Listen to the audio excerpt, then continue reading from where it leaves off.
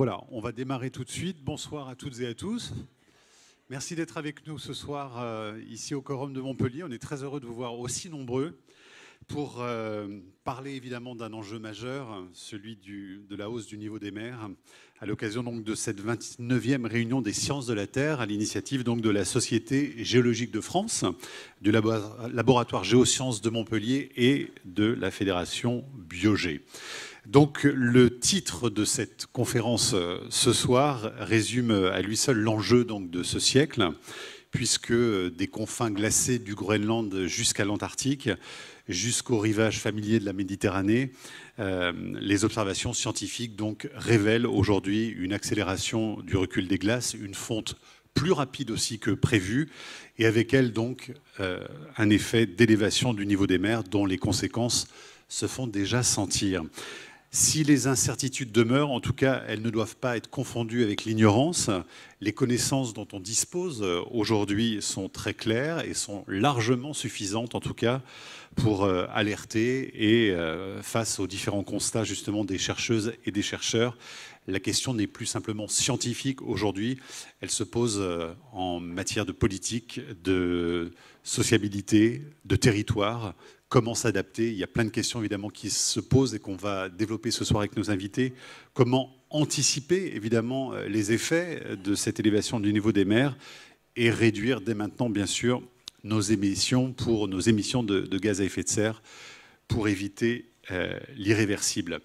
Cette soirée, elle s'inscrit dans une volonté, en tout cas, de dialogue entre à la fois les scientifiques qui seront présents ici, les représentants de la société civile, les politiques, pour partager donc avec vous ces questions, ces incertitudes, évidemment, sans instrumentaliser le sujet et imaginer ensemble, en tout cas, des réponses très concrètes à l'échelle de nos territoires.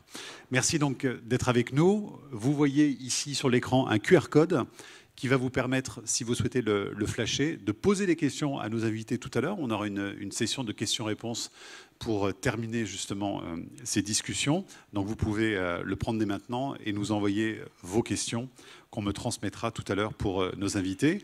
Et puis je salue également celles et ceux qui nous suivent à distance, puisque cette soirée est également retransmise en direct sur le site de la Société géologique de France. Et il sera également en streaming sur le site de la Fédération Biogé. Voilà, on va tout de suite commencer. Et pour introduire cette soirée, j'invite à me rejoindre Véronique Négret, que je vous demande d'applaudir chaleureusement. Bonsoir à vous. Bonsoir. Véronique Négret, vous qui êtes professeure, maire de Villeneuve-les-Maguelones, vice-présidente de Montpellier Méditerranée Métropole et déléguée au littoral à la prévention des risques et à la gestion des milieux aquatiques et prévention des inondations. Tout était déjà écrit, oui. Donc ce n'était pas la peine que je le dise. À vous. Merci beaucoup. Donc, je suis là pour introduire la réunion en lieu et place de Michael Delafosse, maire de Montpellier, vice-président de la métropole. Donc, je vous demande de l'excuser. Il a été obligé de s'absenter au dernier moment. Donc, c'est bien dans le cadre des réunions des sciences de la Terre qu'a lieu la soirée qui nous réunit ici. Et je constate avec plaisir que nous sommes nombreux. Donc, ça fait plaisir de voir que ces sujets qui nous portent, nous, sont partagés par autant de monde. Donc, cette soirée est une soirée grand public sur un thème que vous connaissez, où on part d'un phénomène lointain, la fonte des calottes polaires.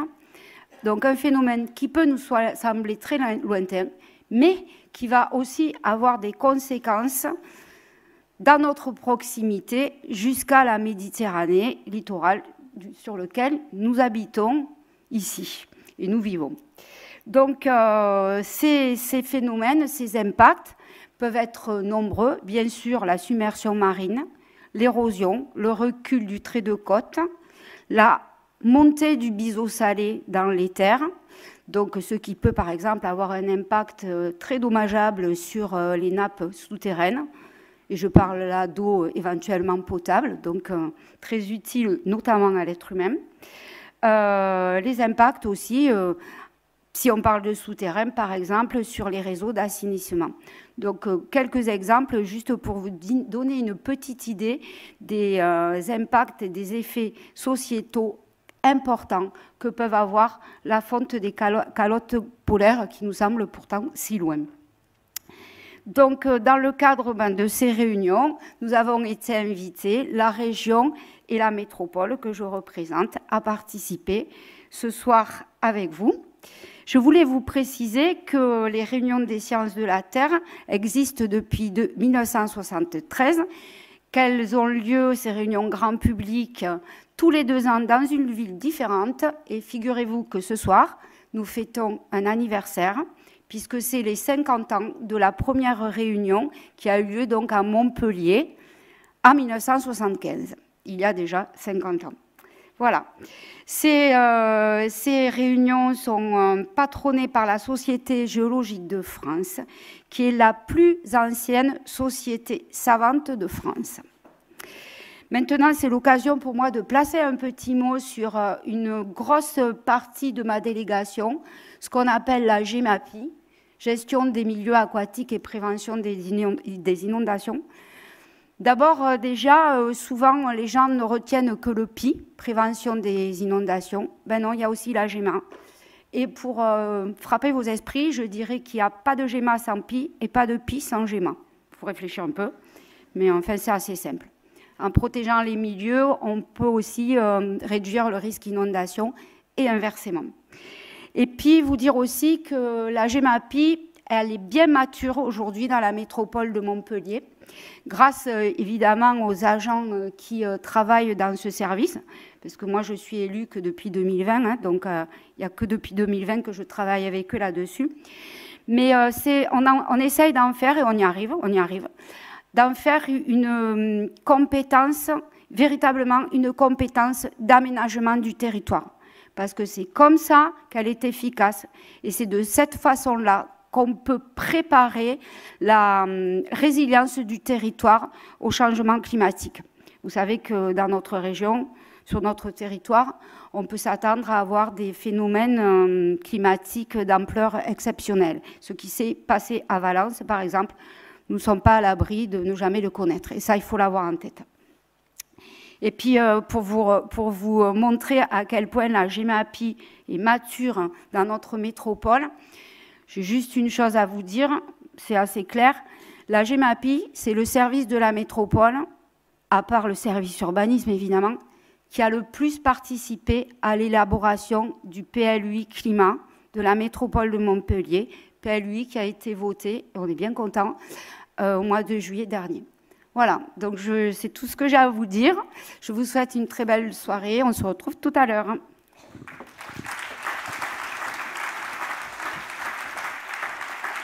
Merci beaucoup Véronique Négret. On se retrouvera évidemment tout à l'heure, effectivement pour la table ronde. Ah voilà, justement, pour nourrir cette table ronde, je vous demande d'accueillir maintenant Gaël Durand qui nous rejoint. Gaël Durand, bonsoir. Vous qui êtes directeur de recherche CNRS affilié à l'Institut des géosciences de l'environnement à Grenoble, et vous êtes expert de la dynamique des calottes polaires et de leur impact sur le niveau des mers. Et vous avez également coordonné le projet européen Protect qui s'est concentré sur cette problématique au cours des 5 dernières années. On vous écoute, donc ça va durer à peu près une quarantaine de minutes, c'est ça, une présentation? Je vais tâcher 2, en effet. Voilà, et puis ensuite on débattra toutes et tous ensemble. À tout de suite.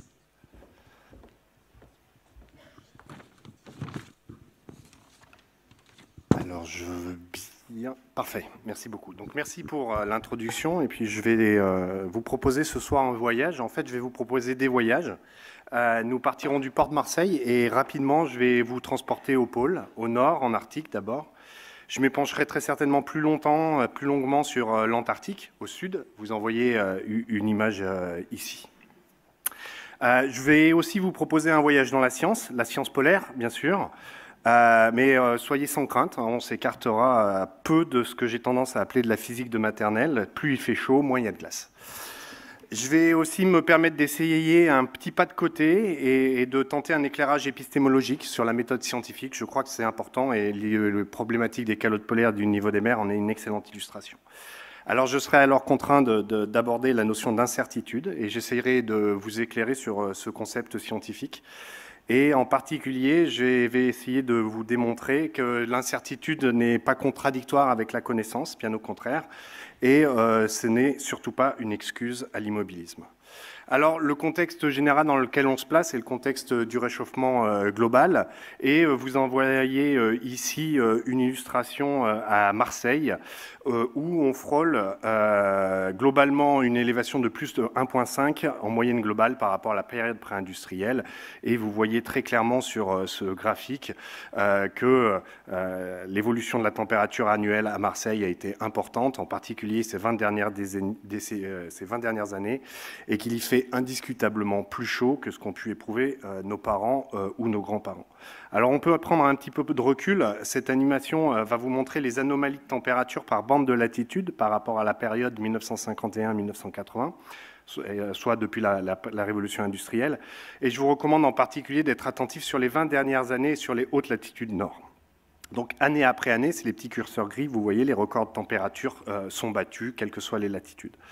Alors, une petite attention, on parle de moyenne de température annuelle qui est, on est en train d'atteindre les 1,5 degrés par rapport à la période pré-industrielle. Et si d'un point de vue sensible, ça peut apparaître peu, en fait, c'est considérable. Une illustration, et je vais y revenir, il y a 20 000 ans, la Terre était dans une période glaciaire, des calottes polaires étaient présentes sur l'Amérique du Nord et sur la Scandinavie, des paysages donc très différents, un climat très différent de ce que l'on connaît aujourd'hui. Et pourtant, la température moyenne globale n'était que de 5-6 degrés inférieure à la période pré-industrielle.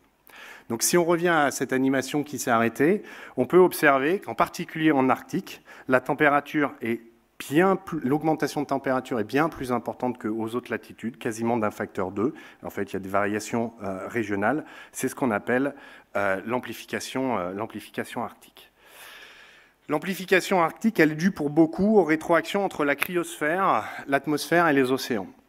Alors, l'illustration que vous voyez sur cette vue est l'Arctique, et vous voyez quasiment l'ensemble des éléments de la cryosphère que je vais définir. Ce sont tous les éléments du système climatique qui contiennent de l'eau solide.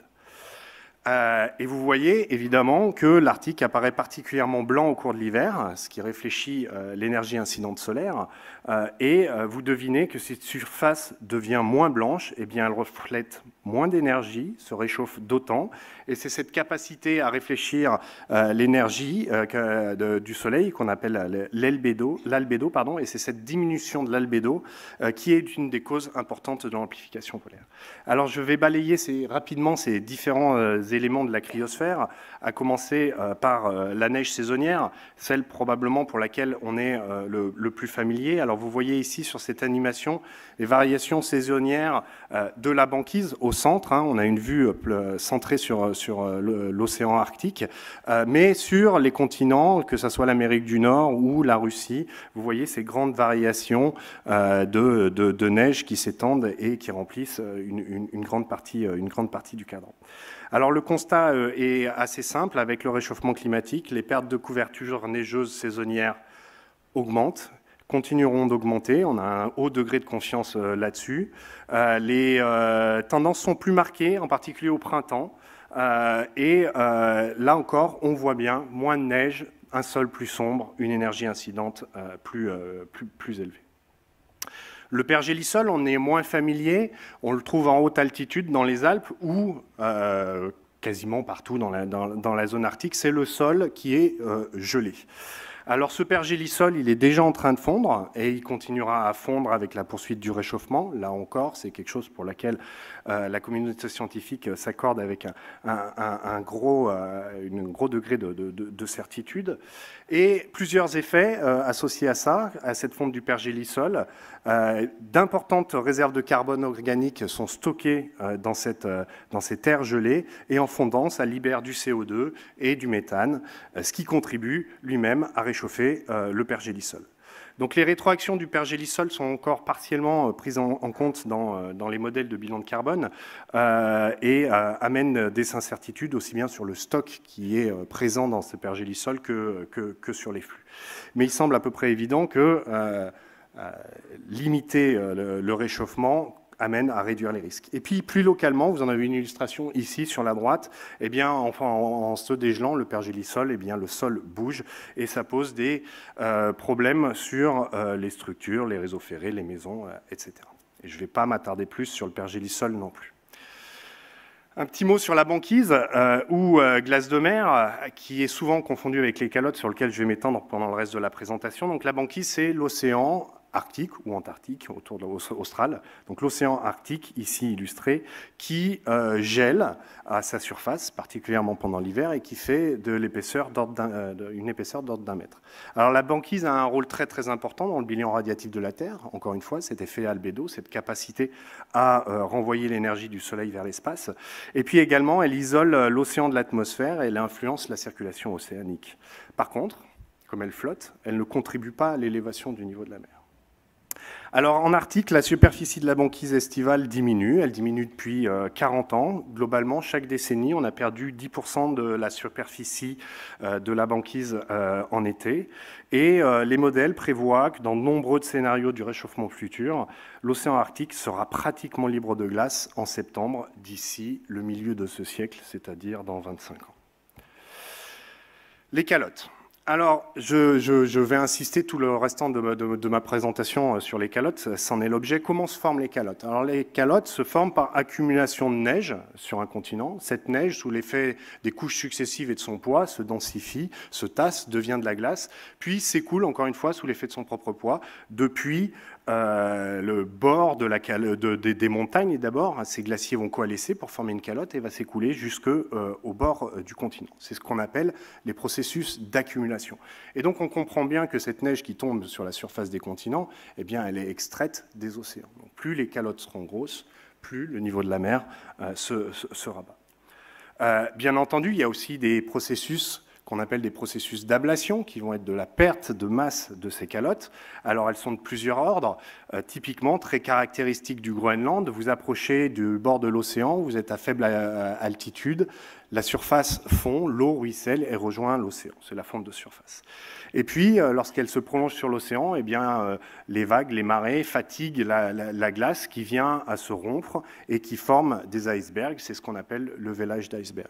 Et donc, en fait, toute la question autour des calottes de glace et leur lien avec le niveau des mers est une question de balance. C'est ce qu'on appelle le bilan de masse et de comparaison entre la quantité de neige qui va tomber une année et son équivalent qui va fondre en surface ou être perdu par vélage d'iceberg. S'il en tombe autant qu'on en perd, eh bien les calottes sont à l'équilibre, le niveau de la mer ne bouge pas. Aujourd'hui, on est plutôt dans une situation où les calottes perdent de la masse et en conséquence, le niveau de la mer augmente. Alors avant d'examiner le présent et le futur, c'est toujours intéressant de regarder le passé. Et ici, vous avez un petit schéma de ce que je vous disais tout à l'heure, une représentation de l'hémisphère nord avec le Groenland, qui à l'époque était un petit peu plus gros, la calotte laurentide qui remplaçait le Canada, le nord des États-Unis actuels, et puis la calotte phénoscandienne qui était sur l'Angleterre et la Scandinavie. Et la conséquence de ça, vous pouvez le voir à droite, c'est qu'à cette époque-là, le niveau de la mer était 130 mètres plus bas. Pendant la déglaciation, le niveau de la mer a continué à augmenter pour atteindre à peu près approximativement le niveau que nous connaissons aujourd'hui il y a 5-6 000 ans et est resté remarquablement stable pendant 5 ou 6 000 ans.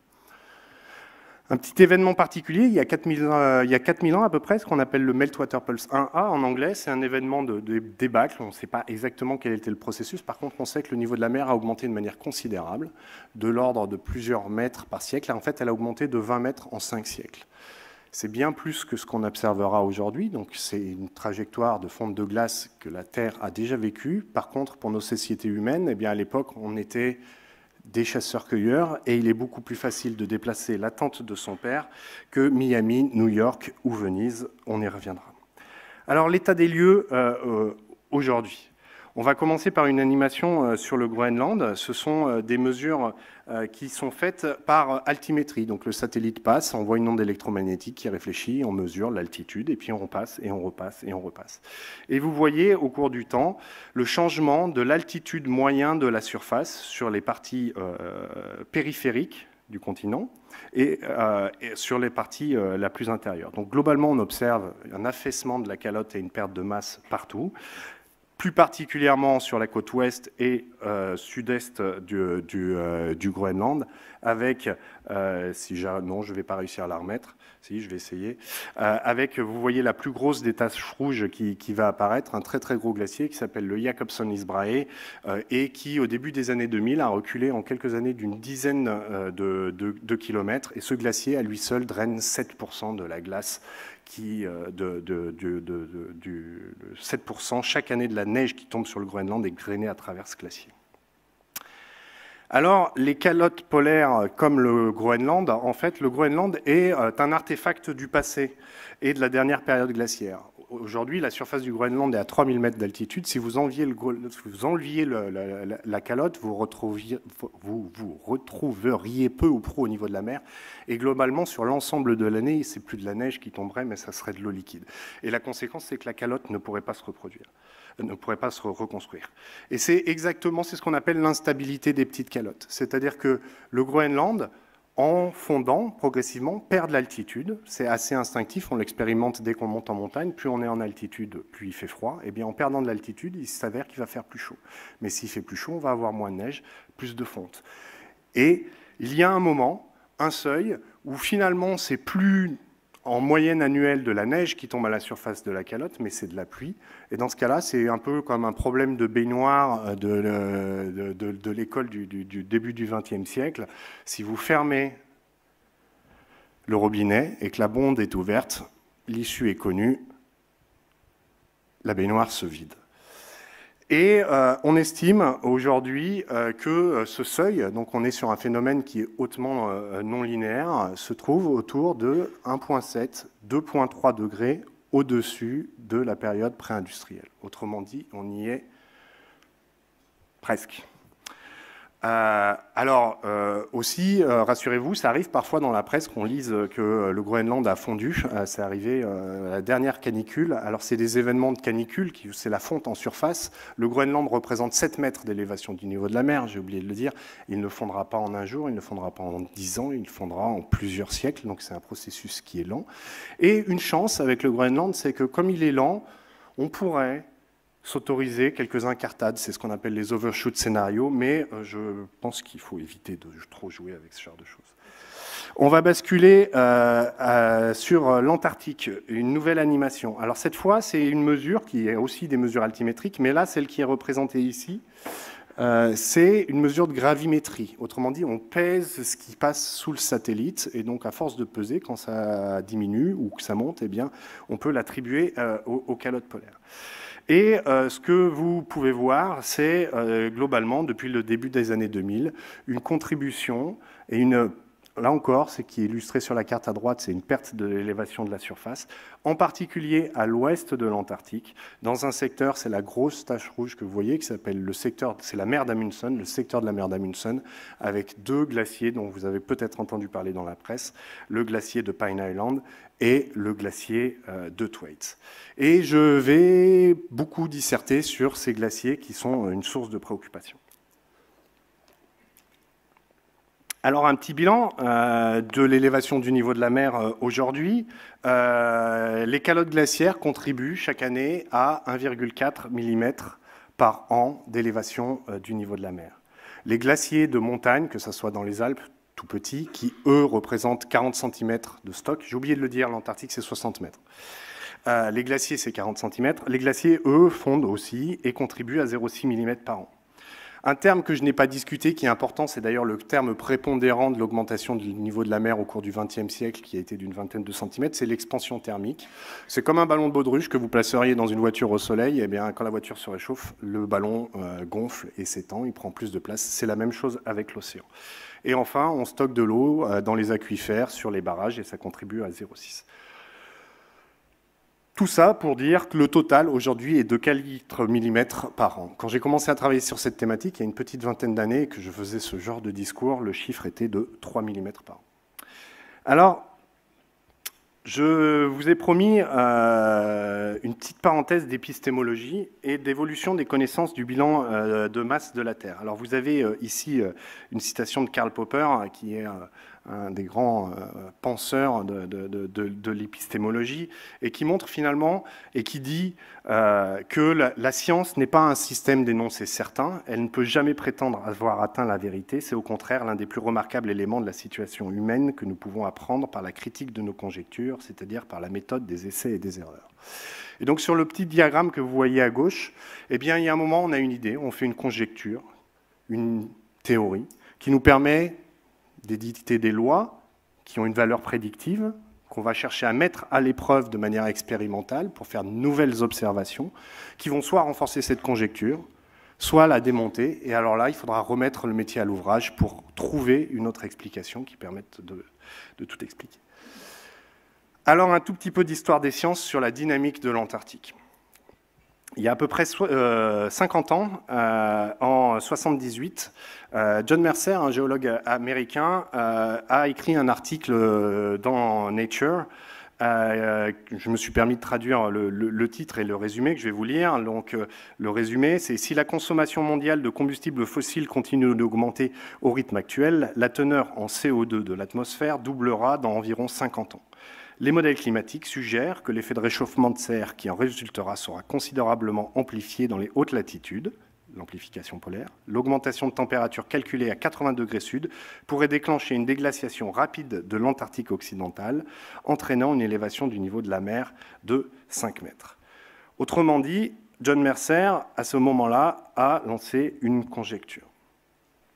Ça a été beaucoup discuté au début des années 80, avec très peu d'observations à cette époque-là. Pour vous donner une idée, on ne connaît la vitesse de surface sur l'ensemble de l'Antarctique que depuis 2008. Donc très peu de données à cette occasion-là. Les théories mathématiques sur lesquelles John Mercer se basait étaient assez discutées, et puis relativement peu d'observations qui venaient conforter cette hypothèse-là. Jusqu'à la fin des années 90, alors je ne vais pas discuter cette figure ici, je la trouve juste belle, où Éric Regnault, en 1998, a montré par interférométrie radar que le glacier de Pine Island voyait sa ligne d'échouage, je vais définir dans quelques slides, reculer et le glacier se retirer. On a également observé les plateformes de glace, je vais vous le définir, qui se sont démantelés progressivement depuis le Larsen A en 1995, le Larsen B en 2002, et puis le Larsen C qui en 2017 a vu un énorme iceberg se former et qui est possiblement un des prochains sur la liste. Alors ces plateformes de glace, elles ont un point commun avec les églises gothiques, c'est l'effet d'arc-boutant. Donc, vous voyez ici, sur la gauche en haut, une coupe de la calotte antarctique. Vous voyez que le socle sur lequel la calotte repose se trouve sous le niveau de la mer, c'est ce qu'on appelle une calotte marine. Et comme il fait très froid en Antarctique, la fonte à la surface est aujourd'hui très limitée. La calotte vient s'étendre et fondre flotter sur l'océan. Donc, à partir de ce qu'on appelle la ligne d'échouage, on forme ces grandes plateformes qui remplissent les baies. Et en fait, ces plateformes, elles exercent un effet d'arc-boutant sur le glacier en amont et retiennent son écoulement. Et donc là, on est dans l'observation. Qu'est-ce qu'on a observé? Ce que vous voyez ici, c'est des images satellites animées des plateformes du Larsen. On a observé au Larsen B, lorsqu'il s'est démantelé en 2002, que les glaciers qui nourrissaient cette plateforme ont vu leur vitesse multipliée par 8. Autrement dit, c'est un peu comme si vous aviez... La calotte est une bouteille d'eau qui est un petit peu inclinée et les plateformes sont le bouchon qui retiennent l'eau en amont. Si vous ouvrez le bouchon, la bouteille se vide. C'est un petit peu le même principe.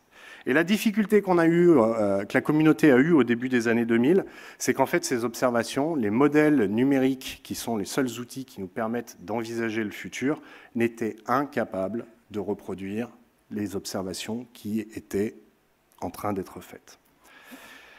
Alors, qu'est-ce qu'on fait dans ce cas-là en sciences? Eh bien, on remet l'ouvrage sur le métier et on propose une nouvelle théorie. Alors, je ne vais pas vous décrire plus longuement cette équation qui a été proposée par Christian Schuff en 2007. Elle est là parce qu'elle a, je trouve, une certaine esthétique. Globalement, ce qu'elle raconte, c'est que le flux à la ligne d'échouage, la quantité de glace qui va vers l'océan, il est proportionnel à l'épaisseur de glace à la puissance 5. Et ce que vous voyez en dessous, ce que la communauté a tendance à appeler le spaghetti plot, je ne vais pas le décrire non plus, mais globalement, c'est pour vous dire que la ligne noire, c'est cette théorie de Schoof, et les points, c'est différents modèles, et vous en voyez en rouge les deux premiers, qui sont les modèles de la génération autour des années 2000, qui montrent bien que ça ne représente pas la théorie, et qu'on était à ce moment-là, ayant une solution vers laquelle on devait tendre, les modélisateurs ont pu trouver les méthodes pour reproduire la théorie. Et qu'est-ce que cette relation, elle nous dit? C'est que le flux augmente comme une puissance 5 de l'épaisseur. Eh bien, je reprends cette carte de l'Antarctique. Vous voyez sur la carte en haut à droite l'élévation du socle. Encore une fois, c'est une calotte marine. Une grande partie du socle se trouve sous le niveau de la mer, et en particulier à l'ouest du continent, vers le glacier de Pine Island et de Thwaites. Et si on regarde de manière un petit peu plus fine, en fait, on est sur ce qu'on appelle une pente rétrograde, c'est-à-dire que plus on va à l'intérieur de la calotte, plus le socle est profond. Et donc, qu'est-ce qui se passe? Je vais m'essayer au pointeur. C'est que, à mesure qu'on recule, l'épaisseur de la glace va être plus importante. Si l'épaisseur de la glace est plus importante, le flux devient plus important. Et donc là encore, il y a un mécanisme d'emballement, c'est ce qu'on appelle l'instabilité des calottes marines, ou Marine Ice Sheet Instability, de son petit acronyme MISI. Et donc ça, aujourd'hui, les modèles sont bien capables de le reproduire. Mais est-ce que c'est tout? Alors encore une fois, des conjectures qui ont été proposées par Rob de Conto et une petite analogie architecturale, encore une fois. Vous avez ici le Washington Monument, à Washington donc, et qui a été pendant une dizaine d'années le bâtiment le plus haut du monde, juste avant d'être détrôné par la Tour Eiffel. Mais ce qui est plus intéressant dans sa construction, c'est que ça a été très difficile d'arriver au bout, et que finalement elle fait, alors je ne sais plus exactement la taille, mais elle fait 10 mètres de moins que ce qui était prévu. Et pourquoi elle fait 10 mètres de moins que ce qui était prévu? C'est que les pierres qui sont à la base ne sont pas en capacité de résister au poids de la tour. Elle ne résiste pas aux contraintes. Eh bien, la glace, c'est la même chose. La glace, on sait que passer une falaise d'une centaine de mètres, eh bien, la glace ne peut pas soutenir le poids d'une falaise aussi haute et vient à s'écrouler. Et d'ailleurs, on n'observe pas de calotte de plus de centaines de mètres. Et donc, Rob de Conto a proposé, il y a une dizaine d'années, ce qu'il a appelé l'instabilité des falaises de glace, où s'il y a beaucoup de fonte qui venaient à apparaître à la surface de l'Antarctique, qui venaient à faire fondre ces plateformes de glace flottantes pour avoir un glacier qui n'a plus de plateforme et une grosse falaise qui ferait plus d'une centaine de mètres, alors potentiellement la falaise vient à se démanteler. Mais comme la glace en amont est plus élevée, la falaise est d'autant plus haute. Et on voit là encore un potentiel mécanisme d'emballement. Alors vous voyez ici l'icône, je n'ai mis que la conjecture, il y a un modèle qui a proposé ça. Reste une théorie assez décriée et discutée dans la communauté. Et on n'a pas eu d'observation aujourd'hui de ce processus. Mais il part sur une base physique absolument rigoureuse et difficilement discutable. Voilà. J'en ai fini avec ma parenthèse épistémologique et maintenant que je vous ai expliqué que non seulement les calottes polaires perdaient de la masse, mais que leur perte de masse n'était pas linéaire, autrement dit, on peut avoir des effets de seuil au-delà duquel les mécanismes s'emballent et font que l'augmentation devient irréversible aux échelles du temps humaines, je vais tâcher de regarder un petit peu vers l'avenir et les conséquences sur le niveau de la mer. Alors la référence pour ça, et comme pour beaucoup de sujets sur le climat, c'est d'aller voir le rapport du GIEC. Et si vous regardez le résumé pour les décideurs, vous y trouverez ce graphique qui représente l'évolution du niveau de la mer, la période mesurée jusqu'à peu près 2020, et son extension dans le futur jusqu'en 2100. Les différentes couleurs et les différents diagrammes correspondent aux différents scénarios d'émissions climatiques. Et vous voyez un petit trait en pointillé, eh bien c'est dans le cas de ces incertitudes profondes, celles où finalement on n'a pas véritablement d'observation et encore une intuition, on va essayer de borner ça, et c'est ce qui est appelé la faible probabilité mais fort impact storyline, excusez-moi, je trouve pas le terme.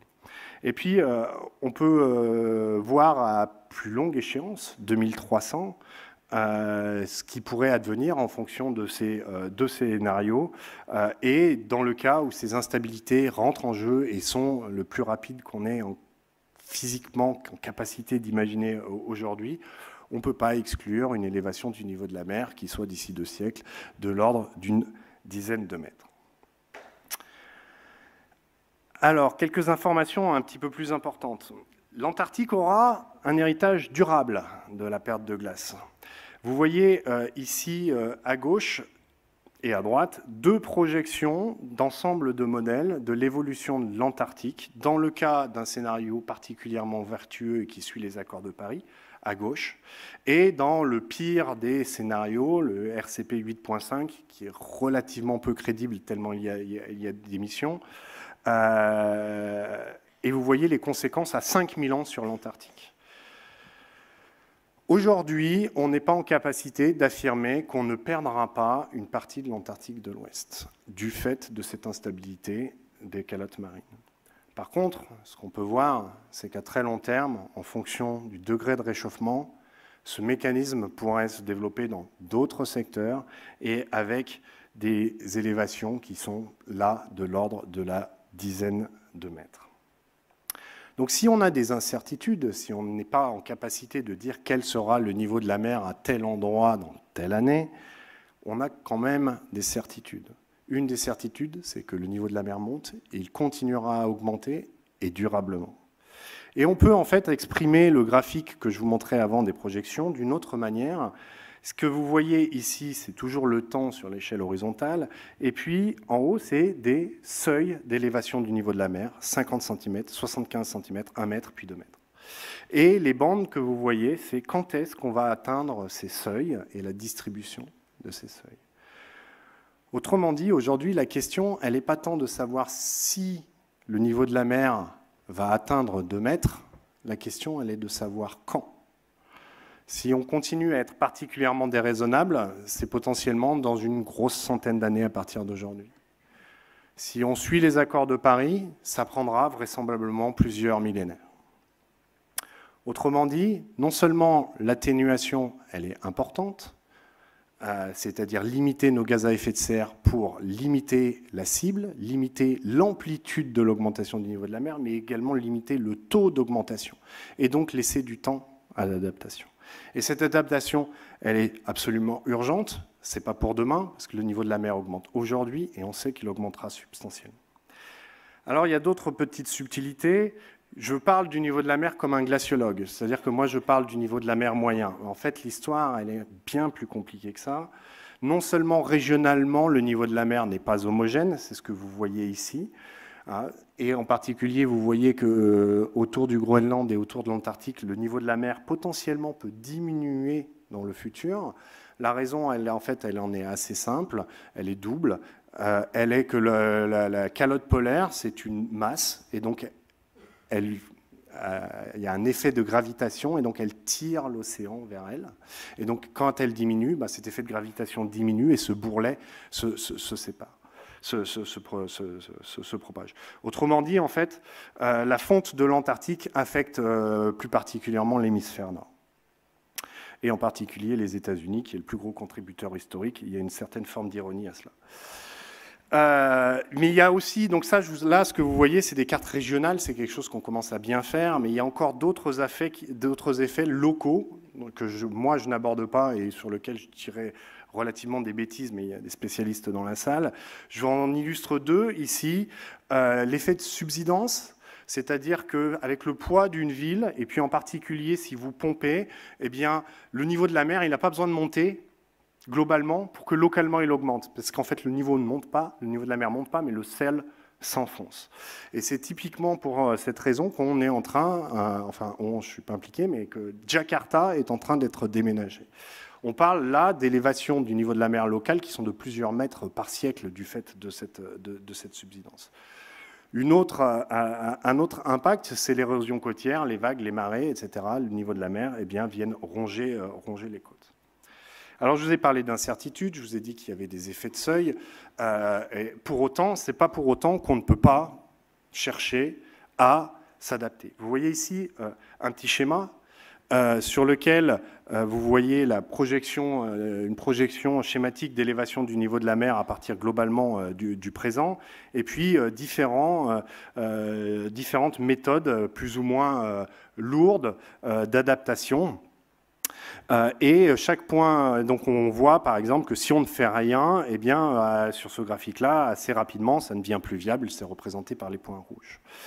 Mais il ne faut pas oublier que la connaissance va progresser avec les nouvelles observations et que finalement, dans 25 ans, on fera toujours des projections du niveau de la mer et qu'on va être capable aussi de mieux choisir les adaptations qu'il convient de faire. Autrement dit, l'adaptation, c'est un processus, ce n'est pas une action qui arrive à un moment T, c'est un processus qui dure et qui va durer dans le temps. Vous voyez ici un cercle, le cycle d'une adaptation réussie. Vous avez besoin de développement de services climatiques, je vais revenir un tout petit peu sur cette notion, pour d'abord préparer le terrain pour l'adaptation. Finalement, c'est ce que je suis en train de faire aujourd'hui un petit peu avec vous. Ensuite, il faut être en capacité d'évaluer les risques et les vulnérabilités. On commence aujourd'hui à avoir les outils pour examiner ça à l'échelle européenne. J'ai un exemple sur le prochain slide. Après, il faut évaluer ces options d'adaptation. Puis, il faut les mettre en œuvre. Et une fois qu'on les a mis en œuvre, eh bien, il faut suivre l'évolution de cette adaptation, comme je présentais sur le graphique précédent. Est-ce que c'est adapté? Est-ce qu'il faut changer? Comment? Et on recommence, préparer le terrain pour l'adaptation. Et c'est un cycle qui ne s'arrêtera pas. Ces services climatiques, typiquement, je vous présente ici un autre projet européen, Coquelicot, qui propose ce service depuis le mois de juin, je crois, enfin cet été. Vous voyez toutes les communes du pourtour européen, ici focalisées autour de la région, et vous avez différentes variables de vulnérabilité, par exemple l'exposition des personnes à une submersion marine. Dans ce cas-là, s'il n'y a pas de défense, dans le cas d'un scénario intermédiaire, le SSP2 4.5, en 2050, pour un événement centenal. Et bien, dans le cas d'un événement centenal, la commune de Sainte-Marie-de-la-Mer, approximativement 40% de la population sera impactée. Et donc aujourd'hui, on peut commencer à avoir ce type d'outils pour examiner quel est le futur. Alors, il va être temps que je conclue. Je vais essayer d'être bref, je ne vais pas vous rappeler ce que je viens de dire, je vais essayer d'ouvrir un tout petit peu. Je vais encore citer Karl Popper, décidément, l'avenir est ouvert, il ne dépend que de ce que nous faisons aujourd'hui. Et pour ça, vous en avez une très très belle illustration dans le rapport de synthèse du GIEC. On retrouve ces Climate Stripes qui donnent l'évolution de la température depuis 1900 jusqu'en 2020. Et puis vous voyez à droite du graphique l'évolution en fonction des différents scénarios. Et plus intéressant, de mon point de vue, c'est de regarder les petits personnages qui sont symbolisés en dessous. Vous voyez que moi, ma génération, elle verra une petite différence en fonction de notre mode d'atténuation, en fonction du degré d'atténuation. Mais vous pouvez voir que globalement, mes enfants, quand ils auront 70 ans, c'est le dernier personnage en haut à droite, auront potentiellement des avenirs très différents en fonction des actions que l'on entreprendra. Alors, je vais me permettre d'enlever ma casquette de chercheur pour prendre celle de citoyen. Souvent, quand je fais ce genre de discussion, on me demande, mais finalement, qu'est-ce qu'on peut faire ? Eh bien, on peut faire deux choses. Globalement, dans l'Assemblée, vous avez tous dans votre poche une carte bleue et une carte d'électeur. Rappelez-vous qu'on ne vend pas ce qu'on n'achète pas. Et également que le changement climatique, et je n'en ai donné qu'une seule illustration dans le cadre du niveau de la mer, est quelque chose qui va affecter l'ensemble de la population humaine, et que donc tout choix aujourd'hui devrait être fait sous l'aube de l'évolution de notre climat, y compris l'immigration. Je vous invite donc à forcer vos élus à toujours examiner les questions et leurs projets sous cet angle-là. Enfin, une petite illustration artistique, ce qui représente les 4 actions individuelles qui ont le plus d'impact en termes d'émissions de gaz à effet de serre. Alors, je vous invite à faire votre bilan carbone. Ce n'est pas toujours évident de savoir ce que représente 1 kg de carbone. Par contre, on peut le transformer en quelle est la quantité de glace, de glacier qui va fondre du fait de l'émission. Et c'est le chiffre que vous voyez sur ces posters. Si vous faites un aller-retour à New York, vous allez faire contribuer à faire fondre 30 000 kg de glacier. 30 000 kg de glacier. Si vous faites 3 km en voiture, vous contribuez à faire fondre 10 kg de glacier. Si vous avez un animal carnivore, chaque année, c'est 13 000 kg de glacier. Et enfin, le régime carné est aussi important. Chaque fois que vous prenez un repas avec du bœuf, c'est l'équivalent de 110 kg de glacier qui fondent. Alors si je pouvais vous demander un service, peut-être que vous irez au restaurant en sortant de cette salle. Si vous envisagez l'option végétarienne, eh bien vous allez neutraliser ma venue à Montpellier par le train et je vous en remercie. Et enfin, si vous voulez aller plus loin, les rapports du GIEC. Les rapports du GIEC sont une mine de connaissances, que ce soit à la fois sur le constat du changement climatique, qui est le Working Group 1, mais aussi sur l'adaptation et les solutions, qui sont les autres Working Groups. Et vous avez un excellent résumé de l'ensemble de ces 3 chapitres. Et également le projet européen mentionné que je coordonnais, pour lequel beaucoup des illustrations qui sont ici sont issues. Si vous y allez, vous retrouverez du contenu et du matériel pédagogique sur ces thématiques. Et enfin, le QR code qui vous permettra d'accéder à ce service climatique Coquelicot pour voir l'évolution des zones côtières. Je vous remercie.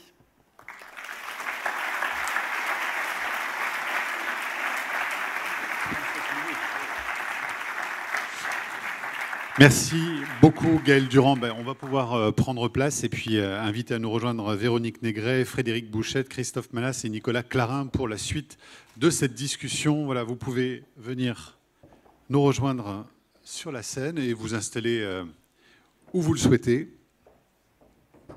Le temps de vous présenter. Véronique Négret, je vous ai présenté tout à l'heure. Christophe Manas, vous êtes ici président de la commission Méditerranée de la région Occitanie et membre du bureau du Parlement de la mer. Frédéric Bouchette, vous êtes à ma gauche, vous êtes professeur à l'université de Montpellier et spécialiste de la dynamique des littoraux. Et enfin, Nicolas Clarin, vous êtes chargé de projet en aménagement côtier et étude des processus hydromorphodynamiques littoraux chez Créocéan. C'est une société de services et de conseil en environnement. Voilà, donc on va pouvoir croiser ensemble les regards, les expériences pour identifier évidemment des pistes d'adaptation, leur faisabilité pendant une 50aine de minutes. Donc je vous rappelle que vous pouvez donc télécharger, alors je ne sais pas si c'est le bon QR code, voilà, ce QR code-là, pour poser vos questions tout à l'heure. Et vous qui nous suivez à distance, vous avez également un QR code dans le chat. Si vous souhaitez également intervenir où que vous soyez, eh bien, ça nous fera plaisir de pouvoir relayer vos questions. Pour commencer cette discussion, j'aimerais d'abord vous demander une réaction à chaud par rapport à ce qu'on vient d'entendre, par rapport à l'exposé de Gaël Durand. Que vous inspire cet état des lieux, Véronique Négret, pour commencer ? D'abord, merci Monsieur Durand pour cet exposé si riche. Ce que votre exposé m'inspire, c'est à quel point d'abord, nous les élus, nous avons besoin de la science pour prendre les bonnes décisions et pour vraiment être éclairés sur les phénomènes. Je retiens de votre propos l'importance des phénomènes d'emballement qui décuplent en fait les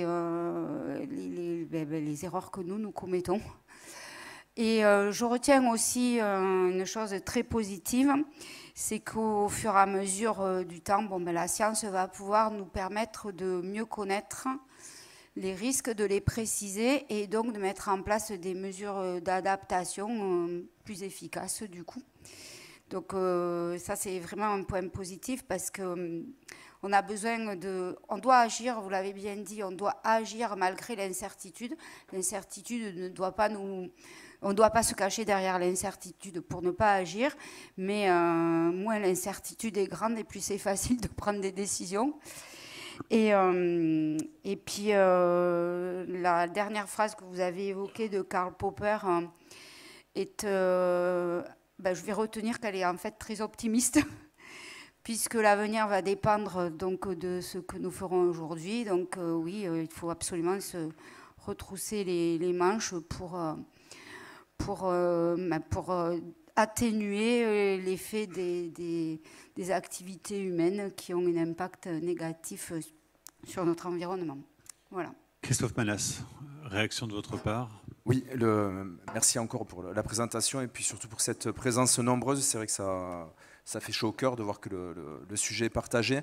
Rapidement, dire que en tant que décideur en responsabilité à différentes strates, comme ça vous a été présenté, je partage le fait qu'on ait besoin de la science plus que jamais pour s'acculturer, pour avoir des données sur lesquelles se reposer, puisque le Karl Popper, vous avez fait quelle citation? Il y en a une qui m'avait marqué également, c'est que la science n'est pas une opinion, c'est important de le rappeler aujourd'hui dans un contexte géopolitique que vous connaissez. Elle est remise en question par endroits, et des pays, parfois des nations qu'on ne pensait pas pouvoir basculer. Donc on a besoin de ces données, et je pense que surtout en tant qu'élu, c'est-à-dire qu'on a des électeurs, c'est important pour valider aussi nos actions, nos investissements, parce qu'il faut une acceptabilité de la part des élus, des électeurs pour les élus, parce que on parle aussi de temps politique, et cette notion de temps politique, vous avez fait quelques messages en fin de présentation qui sont très utiles et très bienvenus, mais c'est vrai que la difficulté, je veux donner cette notion, c'est un pas de temps en fait. Si on va trop vite dans la transformation, on voit les bascules. Je vais parler de populisme, mais en tout cas, vous voyez à quoi je fais référence.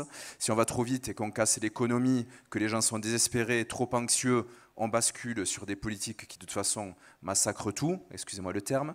Et si on le fait dans une échelle de temps où on dit bon, on a trop le temps, à ce moment-là, on n'est plus efficace et on va dans le mur à des échelles de temps qui nous sont proposées. Voilà, je pense que c'est la réaction que je voulais vous donner un petit peu sur cette présentation très technique, mais qui nous oriente et qui nous dirige. Mais je pense qu'ici, beaucoup d'entre nous avaient quand même en tête ces notions-là. Frédéric Bouchette, vous êtes l'autre scientifique de ce plateau. Évidemment, ces données, vous les connaissez bien, mais qu'est-ce que vous avez envie de nous en dire? Merci elle. Ça m'inspire deux choses, je dirais. Bon, avec mon point de vue de littoraliste. Le premier, c'est que ça nous donne finalement la fin de l'histoire. À la fin, il y a de l'eau partout, et suffisamment pour nous ennuyer sévèrement. Et ça précise aussi le fait que selon l'endroit où on est, ce scénario va va se dérouler sur un horizon temporel qui est très différent. Et ça, en fait, c'est très important pour la suite du débat, puisque ça va complètement conditionner ce qu'on doit faire entre maintenant et ce moment-là. C'est, je pense, le point important pour basculer sur les aspects plus locaux et liés à l'aménagement, à la physique du littoral, etc., etc. Nicolas Clarin, enfin.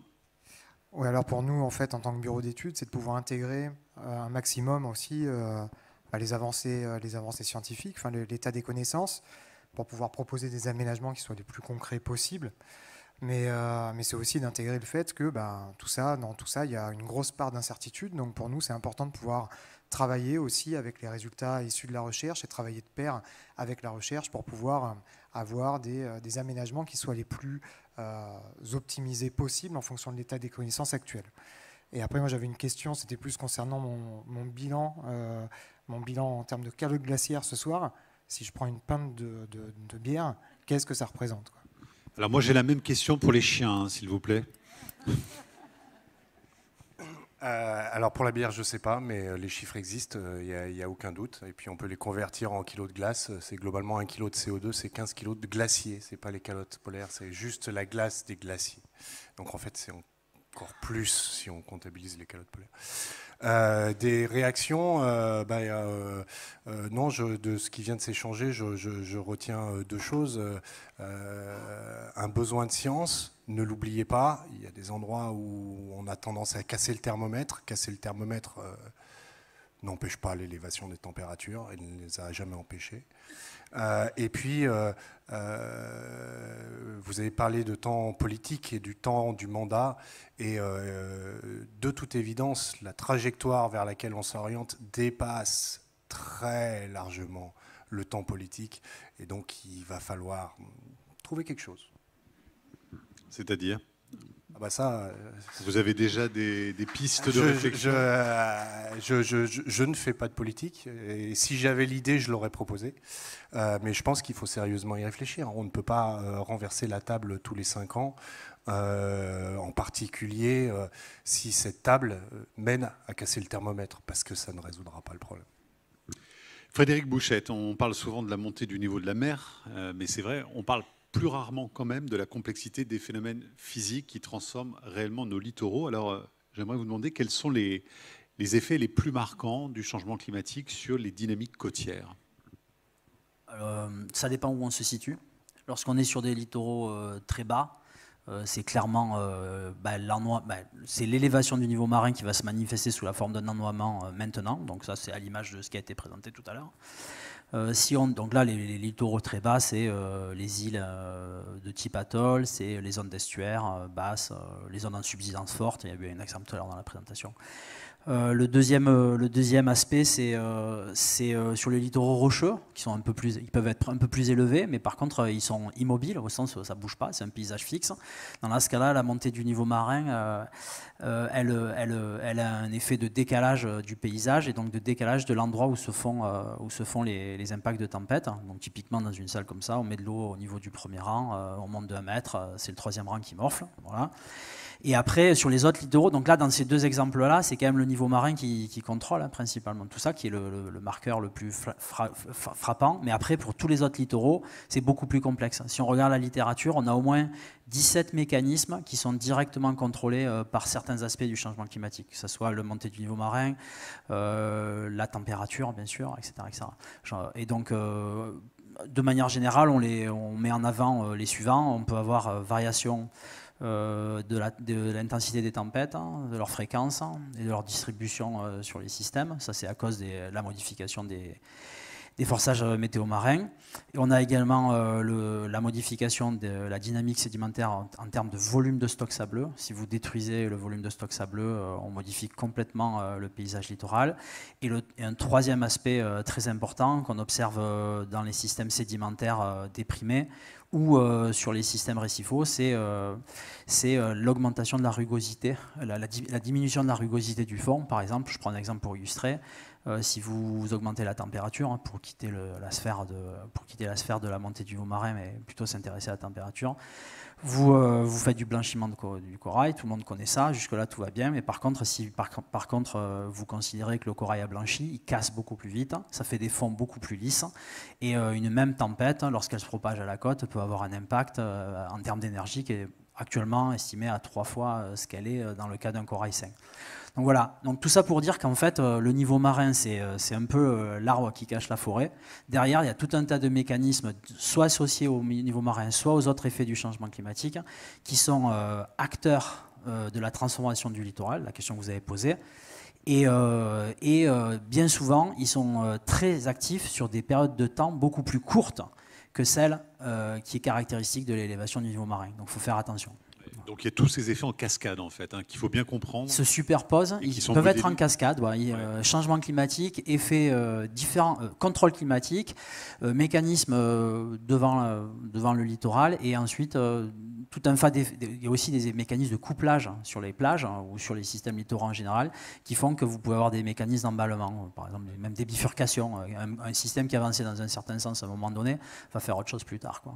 Et Gaël Durand, on arrive à tout modéliser aujourd'hui, justement, tous les phénomènes dont vient de nous parler Frédéric Bouchette à l'instant. Est-ce que les scientifiques sont en capacité, justement, de tout calculer, de tout anticiper ? Je crois que je vais laisser Frédéric répondre, mais je pense qu'il y a beaucoup de questions sur l'érosion côtière. C'est quelque chose qui n'est absolument pas simple. Donc évidemment, la réponse est non. On ne sait pas faire. On sait évidemment pas faire. C'est pour ça que je plus sois sur le fait qu'il faut faire de la science sur ces questions. Par contre, il y a différents types de stratégies. Soit vous êtes dans du déterminisme, vous améliorez la qualité des modèles, vous augmentez la quantité de données que vous acquérez sur les littoraux. Ça, c'est super important, acquérir de la donnée maintenant et pas dans 20 ans. Et elle l'a très bien dit dans son cercle à la fin, là.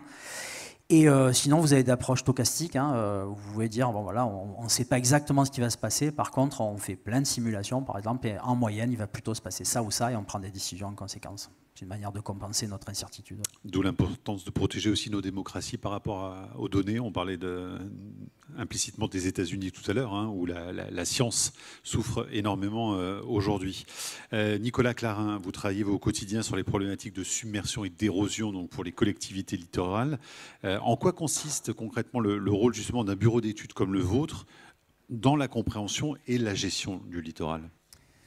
Alors, bon, d'abord, le travail, en fait, pour nous, ça va être de cerner un maximum les fonctionnements hydrodynamiques, d'une part, donc les courants, la houle, la submersion marine, et aussi le fonctionnement hydrodynamique d'un site, c'est-à-dire l'évolution des fonds, le transport sédimentaire.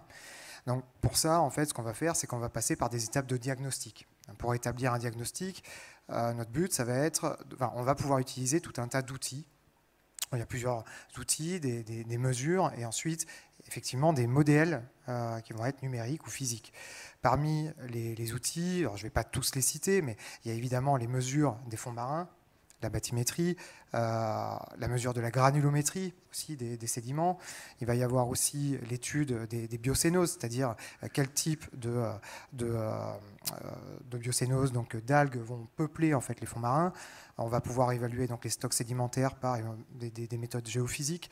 Et ensuite, on va pouvoir, ce qu'on va également pouvoir faire, c'est déployer des appareils de mesure sous l'eau pour aller mesurer, notamment, donc là, plus localement, sur des périodes de 2 à 4 mois, mesurer des courants, des niveaux de houle, des niveaux de marée, des ondes infragravitaires, je pense qu'on y viendra ensuite. Et tout ça nous permettra ensuite de caler un modèle numérique ou physique avec des données réelles. Une fois que le modèle va être calé, on va pouvoir ensuite passer plus à du prédictif, c'est-à-dire évaluer, par exemple, l'évolution morphologique d'un littoral, ou alors sur différents scénarios de tempête, de montée des niveaux d'eau, du niveau d'eau, de surcote marine, ou le tout cumulé, voir les effets, par exemple, sur des franchissements et sur de la submersion. Voilà. Donc, et ça, vous êtes capable de le dire précisément, c'est-à-dire que vous êtes capable d'établir des scénarios à 10, 50, 100 ans? Non, alors voilà, plus on va loin, moins on est précis. On parlait d'incertitude. Donc évidemment, sur des modèles à court terme, on sera plus précis. Plus on va loin, plus l'incertitude sera importante. Donc nous, on préfère parler de court à moyen terme pour pouvoir ensuite laisser du temps à la décision politique aussi. Voilà. Alors évidemment, Christophe Manas, il y a des enjeux très très forts pour les territoires. La région Occitanie a lancé il y a presque 10 ans maintenant le plan Littoral 21. Est-ce que vous pouvez nous rappeler son ambition à ce plan et est-ce que concrètement ça a permis d'engager déjà aujourd'hui sur les côtes méditerranéennes? Oui, alors le plan Littoral 21, on touche à un sujet justement de mise en action, d'initiative et d'appel à l'intelligence collective. Donc tout tient à la gouvernance, il y a l'État. Alors, à savoir que le plan Littoral 21 à Occitanie, c'est un outil propre à l'Occitanie. On est les premiers à l'avoir mis en place, ce qui est un gros avantage parce que quand on parle d'État, de la région, de la Banque des territoires, on pense que ça peut être un guichet, mais ce n'est pas du tout ça. Ce n'est pas un guichet où on vient se servir pour des projets sur le littoral. C'est tout autre chose. C'est une capacité à mettre en commun les connaissances, des perspectives politiques, parce que je reviens sur ce que ça a dit, mais on fait tous de la politique, en fait.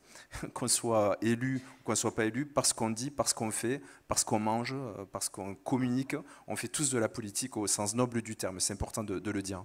Mais là, c'est de mettre en action, en fait, des financements qui vont servir à une ingénierie technique, une ingénierie financière pour les projets du littoral.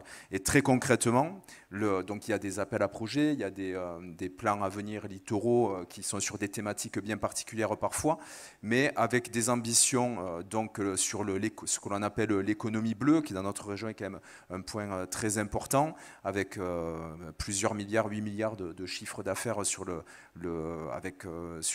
côte occitane, 70% c'est pour le tourisme, le reste pour les autres filières, donc il y a des pans là-dessus.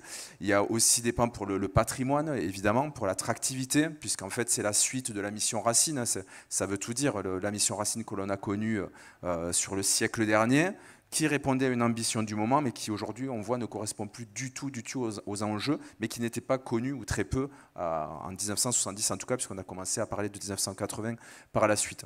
Donc sans faire de jugement sur nos aînés, c'est surtout l'anticipation et les perspectives, et il y a un volet très clair dans le plan littoral 21 sur l'adaptation du trait au changement climatique de façon générale, et sur l'érosion du trait de côte, qui prend cette initiative et qui nous permet d'impliquer, j'y reviendrai un petit peu plus tard, les villes littorales sur ce sujet et de profiter un petit peu de tous les apports scientifiques et de connaissances du terrain pour mettre en place les financements et les projets.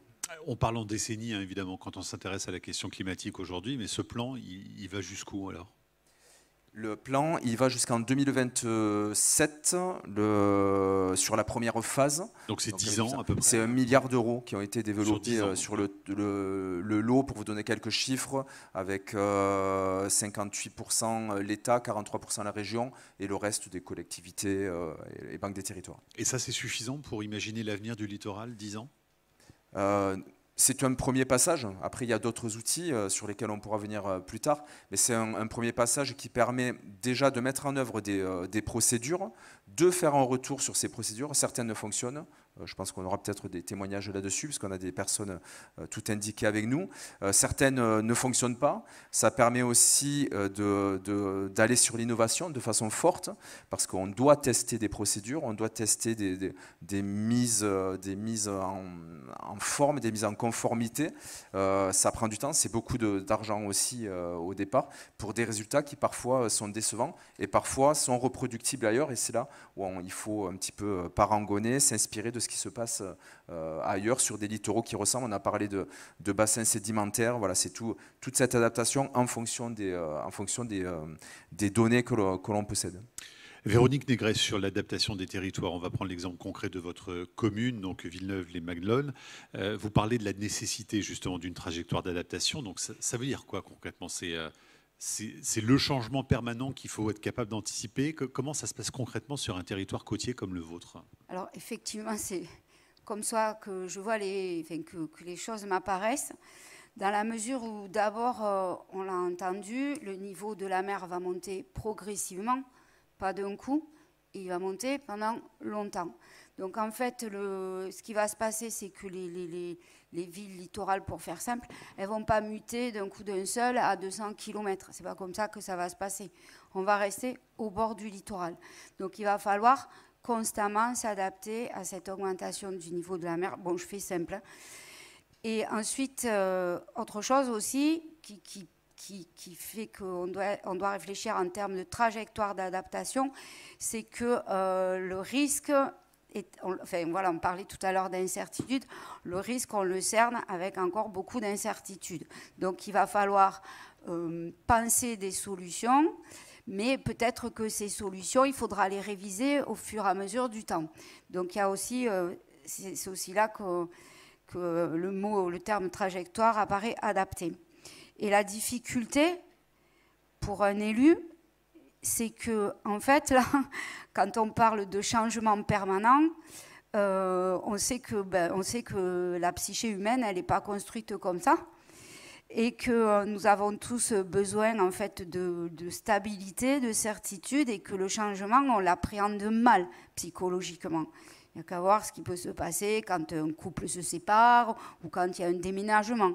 Ça peut aller très très loin dans la dépression. Et en fait, quand on est élu, du coup, on a parfois l'impression d'être un peu en décalage par rapport au reste de la population sur ce qu'on réalise des choses et des risques et sur ce qu'il faudrait faire. Donc, en tout cas, ce qui est certain, c'est que notre rôle là, c'est d'embarquer la population avec nous, de co-construire avec la population les solutions. Plus on fera ça, plus on embarquera les gens. Et c'est là qu'on a aussi besoin des sciences scientifiques, je dirais, mais aussi des sciences humaines pour progresser sur toutes les méthodes de co-construction, de démocratie participative, parce que c'est encore très difficile à pratiquer.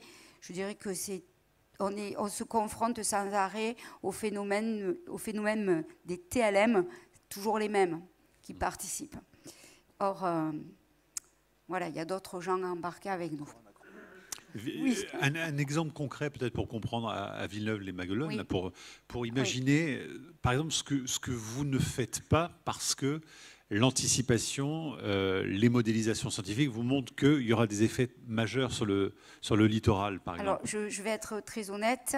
Villeneuve-les-Maguelones, ce n'est pas une station balnéaire. Nous ne sommes pas sur le littoral, puisque les lagunes, les étangs font tampon entre le Lido et la ville. Donc, nous avons une problématique qui n'est pas la même que celle de, par exemple, Palavas, la ville voisine.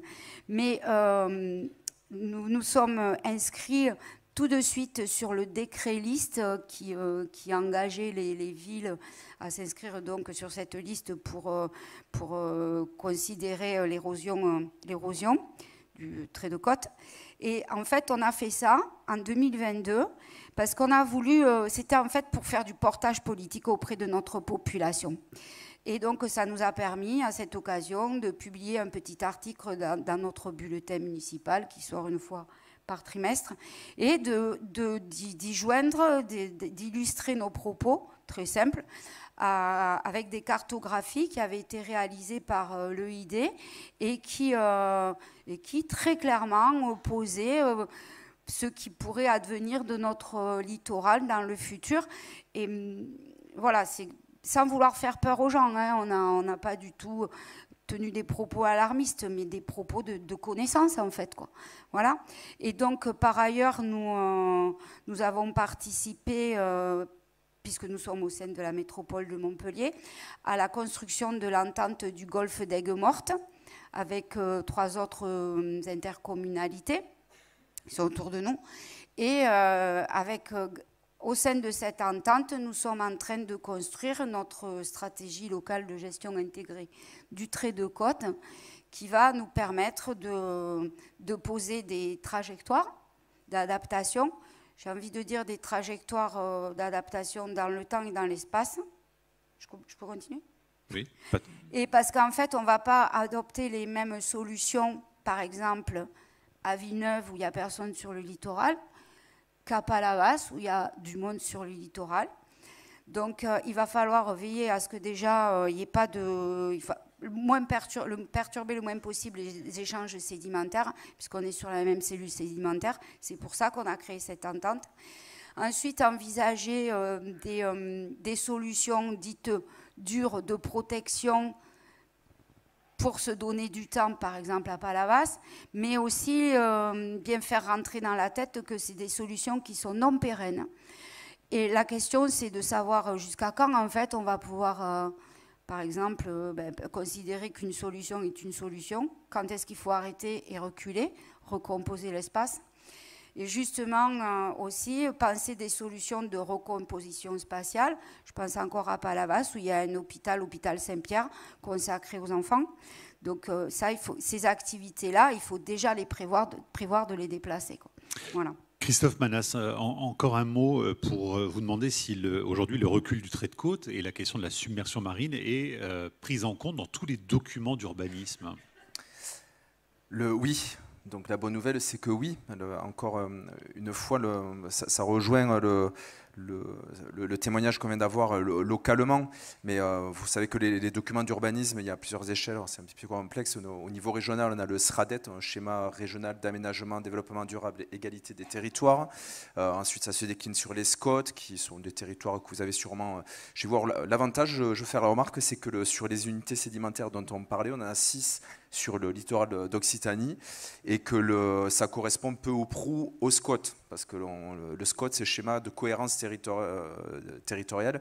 Vous verrez que si vous regardez les découpages de vos schémas de cohérence des SCOT, vous verrez que parfois il n'y a pas de cohérence. Bon, là, on a eu de la chance, ça se passe bien de ce point de vue-là, et que le SRADET, oui, donc c'est un outil d'aménagement du territoire, c'est un outil de perspective également, et qui se décline et qui s'impose donc aux collectivités, parce que l'idée, je suis également maire d'une commune, ça va être précisé, mais dans les Pyrénées-Orientales, je ne suis pas au bord de l'eau, je suis jusqu'à 7 km.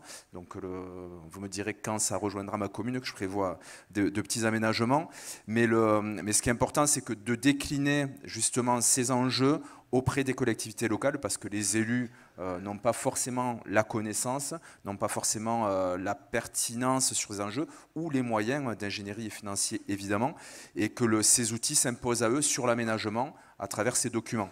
Et que dans le SRADET, donc, qui a été voté une première fois en juin 2022, puis révisé en 2025 assez récemment pour introduire le ZAN, le zéro artificialisation nette, vous devez connaître, ou d'autres, le 3DS, ou l'anti-gaspi, etc.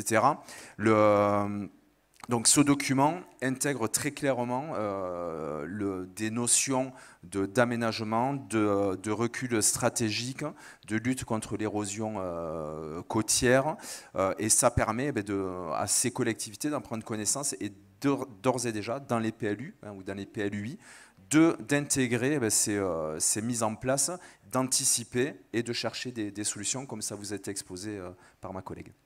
Gaël Durand, les scientifiques évoquent aujourd'hui des points de bascule. J'aimerais que vous nous expliquiez ce que signifie ce terme exactement et l'importance de les contenir et pourquoi ils sont autant redoutés finalement. Alors, les points de bascule, c'est un petit peu ce que j'illustrais sur le graphique de la perte de masse du Groenland. C'est-à-dire que une petite élévation de température peut mener, dans le cas des calottes, à une petite contribution, une petite fonte et une petite contribution. Et puis finalement, en fait, le système peut basculer vers un autre état à partir du moment où on passe un seuil. Et donc ce petit incrément supplémentaire fait toute la différence. Et donc c'est ça le point de bascule. Donc les points de bascule, il y en a, alors moi j'ai parlé des calottes polaires, mais il y en a d'autres dans le système climatique, des points de bascule. La circulation de retournement océanique, potentiellement des points de bascule. La forêt amazonienne a potentiellement des points de bascule. Donc effectivement, identifier ces points de bascule, en fait, ce qui est important de retenir, c'est qu'on a tendance à tout linéariser, à tout se dire, si je pousse 2 fois plus fort, il se passera 2 fois la réaction en première. En fait, ça peut être particulièrement faux. Donc il faut les identifier, ces points de bascule. C'est pas évident, ça demande une compréhension assez fine du système. Et puis une fois qu'on a identifié qu'il y a potentiellement un point de bascule, c'est d'identifier les conditions de ces points de bascule. Et là aussi, ça reste très difficile. Et il n'y a pas de retour en arrière possible ? Alors oui et non. C'est-à-dire que s'il y a des calottes marines, s'il y a des calottes polaires aujourd'hui, c'est qu'il y a eu des conditions qui ont amené à ces calottes marines. Mais c'était un climat beaucoup plus froid. Donc un climat constant, en fait, là on parle d'hystérésis en sciences. Pour le même climat, en fait, encore une fois, le Groenland aujourd'hui est à peu près stable depuis l'Holocène, depuis 15 000 ans et le climat pré-industriel. Mais si on l'enlevait, il ne se reconstruirait pas. Donc ce n'est pas réversible pour notre température. Pour reconstruire le Groenland, il faudrait retourner vers un climat plus froid. Donc oui, à l'échelle humaine et sur la trajectoire de climat qu'on va, c'est irréversible. Frédéric Bouchette, vous insistez beaucoup sur l'importance du stock sableux. J'aimerais qu'on y revienne un petit peu. Pourquoi est-ce que c'est un paramètre clé pour comprendre précisément la fragilité ou la résistance d'un littoral ? Alors, je ne sais pas si vous avez fait exprès, mais en fait, c'est un exemple de point de bascule quelque part, au sens où donc le stock sableux, c'est la toute petite fraction du matériel sédimentaire qui peut bouger au cours du temps et qu'on trouve sur la zone côtière. Il faut très longtemps pour la mettre en place, puisqu'il faut déposer des cortèges sédimentaires, les organiser, redistribuer, retrier tout ça, et puis à un moment donné, on se retrouve avec un stock sédimentaire mobile. Okay. Vous dites longtemps, ça veut dire quoi ? C'est de l'ordre du millier d'années. Okay. Genre le cortège Holocène, c'est quelques milliers d'années, et puis là, les derniers moments pour arriver à mettre ce stock en place, on va dire, on ne connaît pas exactement, mais c'est de l'ordre du millier d'années. A contrario, pour le détruire, il faut une centaine d'années, voire quelques dizaines d'années. Donc, là où pourquoi j'insiste sur le cortège sédimentaire, c'est que sur le fait que finalement, il a une propriété très particulière, ce disponible, c'est que c'est mou, c'est du sable. Et comme c'est du sable, ça apporte de la résilience au littoral. Et quand un littoral est résilient, ça veut dire quoi ? Ça veut dire qu'il peut faire 2 choses. Quand le niveau de la mer il monte, il s'adapte. C'est-à-dire qu'il est capable de se reconstruire, non pas à l'identique, mais en tout cas avec une certaine résistance au recul systématique, voire même dans un certain nombre de cas, il y a un spécialiste dans la salle, des déplacements vers l'avant. Vous montez et vous faites avancer le littoral. Okay, il y a des cas où on l'observe. Donc ça, c'est très important, puisque finalement, ça permet de gérer complètement l'érosion côtière, en tout cas, la tamponner. Et le deuxième... Ça permet de garder un bouclier, en fait. Ouais, c'est un bouclier. Donc déjà, le stock sableux est un bouclier. Et son premier rôle, parce qu'il est mou, donc il est mobile, il s'adapte en fait, avec la montée du niveau marin. Et le deuxième point, c'est que comme il est mou, il absorbe. Si vous tapez dans un mur, vous faites mal. Si vous tapez dans le sable, vous avez moins mal, parce qu'il y a une capacité d'absorption d'énergie. Et donc, qu'est-ce qui se passe? Quand les vagues viennent sur un stock sableux, elles sont partiellement absorbées. Elles transfèrent moins d'énergie au dernier lieu d'atterrissage des vagues, c'est-à-dire la plage ou les ouvrages. Et évidemment, quand il n'y a plus de sable, vous propagez toute l'énergie à la côte et vous avez des effets délétères. Qu'est-ce qui se passe? Avec les tempêtes, vous enlevez du sable progressivement. Et si vous avez du changement climatique, vous pouvez changer la nature des tempêtes, vous pouvez en augmenter le nombre et la fréquence, et donc vous enlevez de plus en plus de sable. Il part au large en l'occurrence, ok? Ce qui veut dire que vous avez un système qui est de moins en moins résilient, et à un moment donné, vous avez un point de bascule, on dit Gaël, c'est le fait que vous n'avez plus de sable ou une fraction trop faible de sable pour que votre système soit capable de résister, on va dire, ou en tout cas de former ce fameux bouclier. À partir de là, les phénomènes d'impact des vagues, d'interaction entre la mer et la terre changent complètement de nature. Voilà. Donc il y a un enjeu à préserver le sable, mais les tempêtes, on n'a pas la main dessus, évidemment. Ouais, alors, pardon ? Les tempêtes, on n'a pas la main dessus. Non, mais on n'a pas la main dessus. On n'a pas la main dessus au large. On peut aussi, toutes les solutions dont on parle, qu'elles soient douces, etc., ou pas, elles ont pour but de contrôler l'action des vagues lorsqu'on s'approche de la côte. Mais d'ailleurs, pas forcément sur la plage. Vous avez des dispositifs qui sont déployés un peu plus au large. Okay. Donc ça, c'est un truc. Par contre, oui, le stock sableux, c'est quelque chose de fondamental. Et souvent, on oublie son rôle. On le cache d'ailleurs, on l'oublie un peu derrière la simple montée du niveau marin, et ça c'est un vrai problème. Et les activités humaines qui vont puiser énormément aussi la ressource en sable, oui, elles s'accélèrent. Ça a des effets aussi d'accélération. Le stock sableux, il est sensible au changement global, c'est-à-dire le changement climatique par les effets dont j'ai parlé précédemment, et à l'action de l'homme qui prélève de manière dramatique. Sur certains littoraux marocains, vous avez eu en 30 ans 100% du prélèvement qui a été fait. 100%. Ouais, 100%. Donc il n'y a plus de sable. Il n'y a plus de sable et tout le sable a été pris sur certaines zones. Nicolas Clarin, vous évoquiez les modélisations hydro-sédimentaires. Qu'est-ce qu'elles permettent de comprendre finalement ces modélisations et comment est-ce qu'elles intègrent les effets aussi du changement climatique? Alors, les modélisations hydro-sédimentaires, leur objectif, ça va être de simuler la réaction, ou la trajectoire, la tendance de réaction d'un système littoral à différents forçages. Ça va être des tempêtes, des augmentations de niveau d'eau, et de voir comment ce système va réagir. Donc, quand on parle de changement climatique, on l'a vu, on parle non seulement d'une augmentation du niveau marin, mais on parle également de l'augmentation finalement de l'intensité des tempêtes. On parle éventuellement des fréquences, mais en tout cas de caractériser l'augmentation de l'intensité des tempêtes, ça c'est quelque chose qui est finalement pas si simple. Donc, il faut bien comprendre que ces modèles, quels qu'ils soient, mais hydrosédimentaires notamment, c'est qu'ils vont nous donner donc des tendances qui vont nous permettre ensuite d'analyser et de pouvoir cibler éventuellement des zones qui vont être plus sensibles, voire des zones critiques sur lesquelles on va pouvoir agir, éventuellement proposer des aménagements adaptés, sans détériorer pour autant l'environnement. Quoi par exemple comme aménagement? Vous pensez à quoi? Comme type d'aménagement, tout dépend du contexte. Il peut y avoir des systèmes en fait immergés qui vont venir dissiper l'énergie de la houle.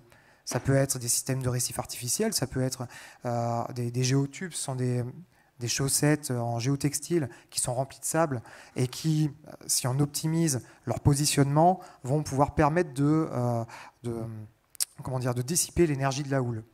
Dissiper l'énergie de la houle, c'est quelque chose d'important parce que ça nous permettra évidemment d'avoir moins d'érosion directement à la côte si le forçage principal de la zone qu'on étudie est la houle. Parfois, ça va être le courant, suivant certaines zones. Donc là, on va pouvoir éventuellement mettre en place des récifs artificiels qui, eux, vont plus travailler sur le courant sans pour autant bouleverser la dynamique sédimentaire globale. Voilà, ça, c'est quelque chose d'important. On va modifier quelque part, mais sans la bouleverser complètement. Alors justement, il y a un enjeu de ne pas briser la dynamique précisément, avec peut-être des ouvrages aussi.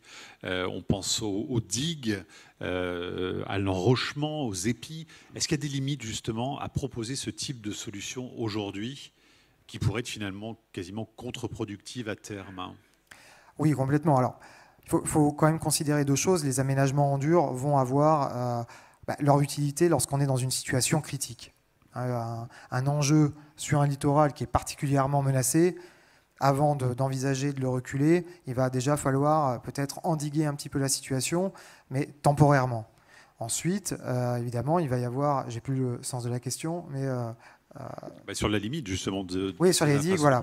On va avoir, par exemple, l'effet des épis. On parlait tout à l'heure de la mission Racine. On a cherché à figer un trait de côte qui, initialement, en fait, était fortement mobile, résilient, on vient de le dire. Et maintenant, en cherchant à figer un trait de côte avec un ensemble d'épis, majoritairement, donc ce sont des ouvrages en enrochement qui sont perpendiculaires au trait de côte et dont l'effet va être de capter les sédiments dans le sens de la dérive, du courant de dérive littorale majoritaire. Donc, au droit de ces épis, les sédiments sont bel et bien captés, ils sont efficaces. Par contre, si on va en aval du sens de la dérive littorale, là, par contre, on va avoir une accentuation du phénomène d'érosion juste après le dernier épi. En fait, l'érosion va s'accentuer d'autant qu'on a accumulé de sédiments en amont de cette dérive littorale. Frédéric Bouchette, peut-être une réaction là-dessus sur ces infrastructures, ces protections dures, entre guillemets, et sur leurs limites, par exemple, pour reprendre l'exemple du sable tout à l'heure. Sans reprendre l'exemple du sable. Mais sur leurs limites, je dirais, il y a plusieurs postures. Mon commentaire, pour rester un peu dans l'état d'esprit du débat, là, mon commentaire de scientifique, il est le suivant, c'est qu'en fait, il faut arrêter de partir sur de prendre des points de vue de mode ou de postulats de base, d'a priori sur ces questions. En matière de littoral, il y a pas de...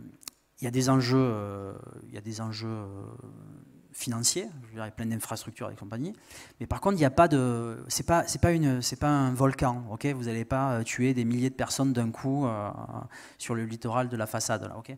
Donc en fait la vraie question pour moi c'est uniquement est-ce qu'un aménagement est utile à une fonction qu'on lui donne ou pas. Et bien souvent depuis 50 ans on passe par des modes successifs qui sont ensuite réglementés. Et on passe notre vie à faire la même chose pendant un long moment sans vraiment l'utiliser à bon escient. Donc en fait, le vrai point de rupture pour le coup, pour moi, il est on abandonne ce fonctionnement-là et on met ce qu'il faut au bon endroit dans l'intérêt collectif, c'est-à-dire qu'est-ce qu'ont décidé les gens en matière de vie sur le littoral. Vous voulez rester, vous voulez partir, ça c'est une discussion, c'est un débat sociétal et politique. Ensuite, la science, elle le suit sans aucun problème. Donc toutes les solutions sont bonnes à partir du moment où elles servent bien l'objectif qu'on leur a donné. Et actuellement, la plupart des solutions, elles sont mal utilisées parce que toujours trop tard, ou pas au bon endroit, ou en tout cas pas suffisamment bien. Quoi. Voilà, quoi. Ça, je suis assez radical là-dessus. C'est un peu mon avec combat, une incapacité de vraiment anticiper les choses aussi à long terme, ouais, mais en mesurant tous les effets des choix. Une bonne solution, c'est une solution qui rend un service hydrosédimentaire, si on s'intéresse à cet aspect-là, bien précis. Ce qui veut dire qu'il faut avoir compris le système, donc il faut l'avoir mesuré dans tous les sens, et on ne mesure pas assez. Et ensuite, il faut être capable d'avoir les chakras ouverts, d'imaginer qu'on peut accepter un certain nombre de choses comme du dur ou du souple, peu importe. En fait, ce qu'il faut, c'est uniquement s'intéresser à l'objectif, à la mission de l'ouvrage. Ça nécessite un débat sociétal alors aussi. Mais oui, c'est que du sur débat les choix sociétal. opérés finalement. C'est que du débat social. Mais ce qui se passe, c'est qu'on est toujours, on a toujours un train de retard. On légifère. Par exemple, on a des règles. On n'a pas le droit de déployer ça. On a le droit de déployer ça. Et donc, en fait, on est contraint par ces réglementations. Et avec derrière, finalement, des choix par défaut qui nous amènent, à ne pas nous poser les bonnes questions dans le cadre du changement climatique, au sens où il y a plein de solutions qui sont à explorer pour bien répondre à des problèmes qui vont nous arriver sur la tête dans 30 ans. Et on ne peut pas les explorer, on ne peut pas vraiment les faire. Et il faut pouvoir changer vite aussi. Donc surveiller et s'adapter. Madame l'a dit tout à l'heure, surveiller et s'adapter, mais sur les solutions, c'est clairement ça. Vous êtes très critique par rapport à ce que font les politiques aujourd'hui ? Non, je ne suis pas critique sur ce que font les politiques. Les politiques, ils agissent dans le cadre de la réglementation qui existe. C'est plus le rôle de l'État, je dirais, à peut-être passer... C'est des représentants de l'État, en fait. Oui, mais les politiques en local, avec votre GEMAPI, vous travaillez dans le cadre de la réglementation qui est votée au niveau national. Et donc, ce qui se joue véritablement, c'est la souplesse de l'État dans sa capacité à autoriser l'expérimentation, à favoriser la mesure, etc. Madame a dit tout à l'heure, ou monsieur, je ne sais plus, un de vous deux a parlé de la question de citoyens, de travailler avec les citoyens et décider. Et des SHS, c'est extrêmement important dans un monde communicant, dans un monde avec les sciences humaines citoyens, etc. C'est super important. Mais la science dure, elle reste le parent pauvre de ce dispositif, parce qu'au bout du compte, il y a plein de mécanismes, j'ai parlé là du stock sédimentaire, mais il y en a plein d'autres qui se pointent, qui vont prendre des proportions extraordinaires et qui restent complètement planqués derrière le truc ronronnant de la montée du niveau marin, quoi, qui est catastrophique à terme, mais entre-temps, il y a plein de choses à faire. Véronique Négret et Christophe Manatz, peut-être une réponse quand même à cette réaction de Frédéric Bouchette, parce que ça vous est quand même un peu adressé quand même. Peut-être juste avant la réaction, je voulais revenir sur l'intervention précédente sur les dispositifs pour la réduction de la houle. Juste intégrer dans la discussion qu'il y a des moyens de réduction de houle naturels. Je pense à la Posidonie, d'accord, parce que on a d'ailleurs une alliance Posidonia sur toute la façade méditerranéenne où on met des choses en place pour préserver la Posidonie, parce qu'elle a beaucoup d'intérêts, dont un qui est parfois méconnu, qui est la réduction de la houle, justement.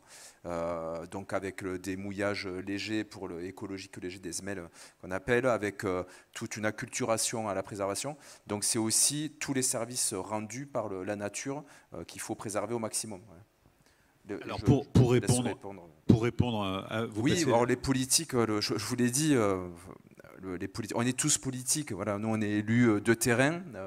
On est peut-être sur un échelon, alors moi avec la région, un échelon un petit peu plus macro, mais je vis aussi la vie d'élu en bas de l'échelle en tant que maire, parce qu'on subit effectivement les réglementations.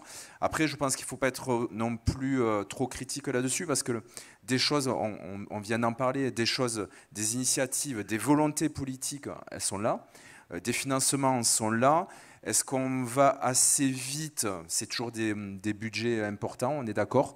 C'est pour ça qu'on essaie de mutualiser, c'est pour ça qu'on essaie de faire des projets européens, avec des financements européens pour s'inspirer de ce que font les uns et les autres, parce qu'il y a des solutions qui peuvent fonctionner chez les uns et chez les autres.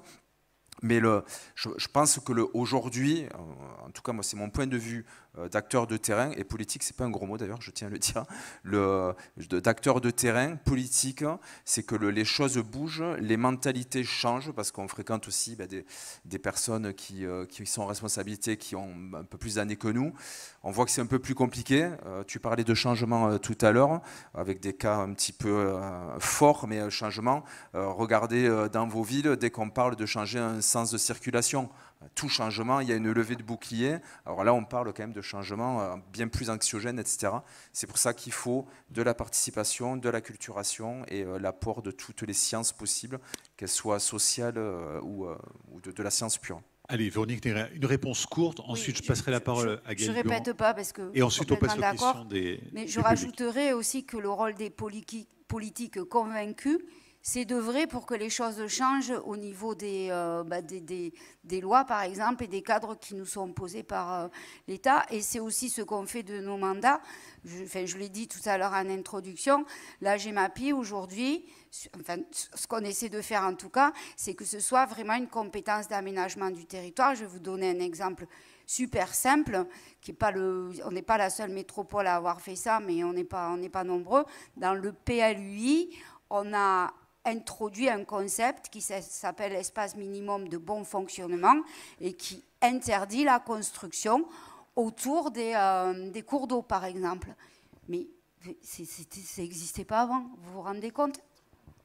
Et donc ça, c'est quelque chose de concret. Bien sûr, c'est porté par le service avec lequel je travaille, mais moi, j'accompagne ça, et je le dis et je le répète aussi, je le fais connaître, et c'est vers ce genre de solution aussi qu'il faut aller, quoi.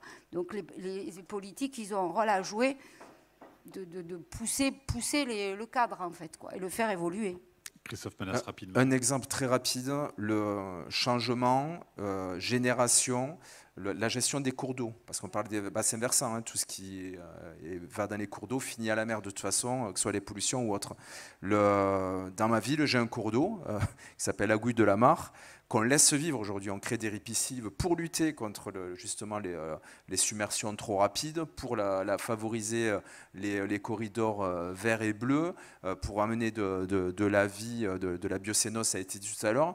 si vous saviez le nombre de personnes âgées, des aînés qui m'interpellent en me disant que c'est sale, parce qu'il y a de la vie et que c'est de l'herbe et des arbres de végétation, mais vous seriez très surpris. Voilà. Donc c'est une chose auquel on est confronté. Il faut beaucoup de pédagogie, beaucoup de courage, voilà, aussi. Et je peux vous assurer qu'il y a beaucoup d'élus qui ont beaucoup de courage. Mais je voulais donner juste ce petit exemple qui peut paraître anecdotique, mais qui, je pense, image assez bien ce que l'on vit.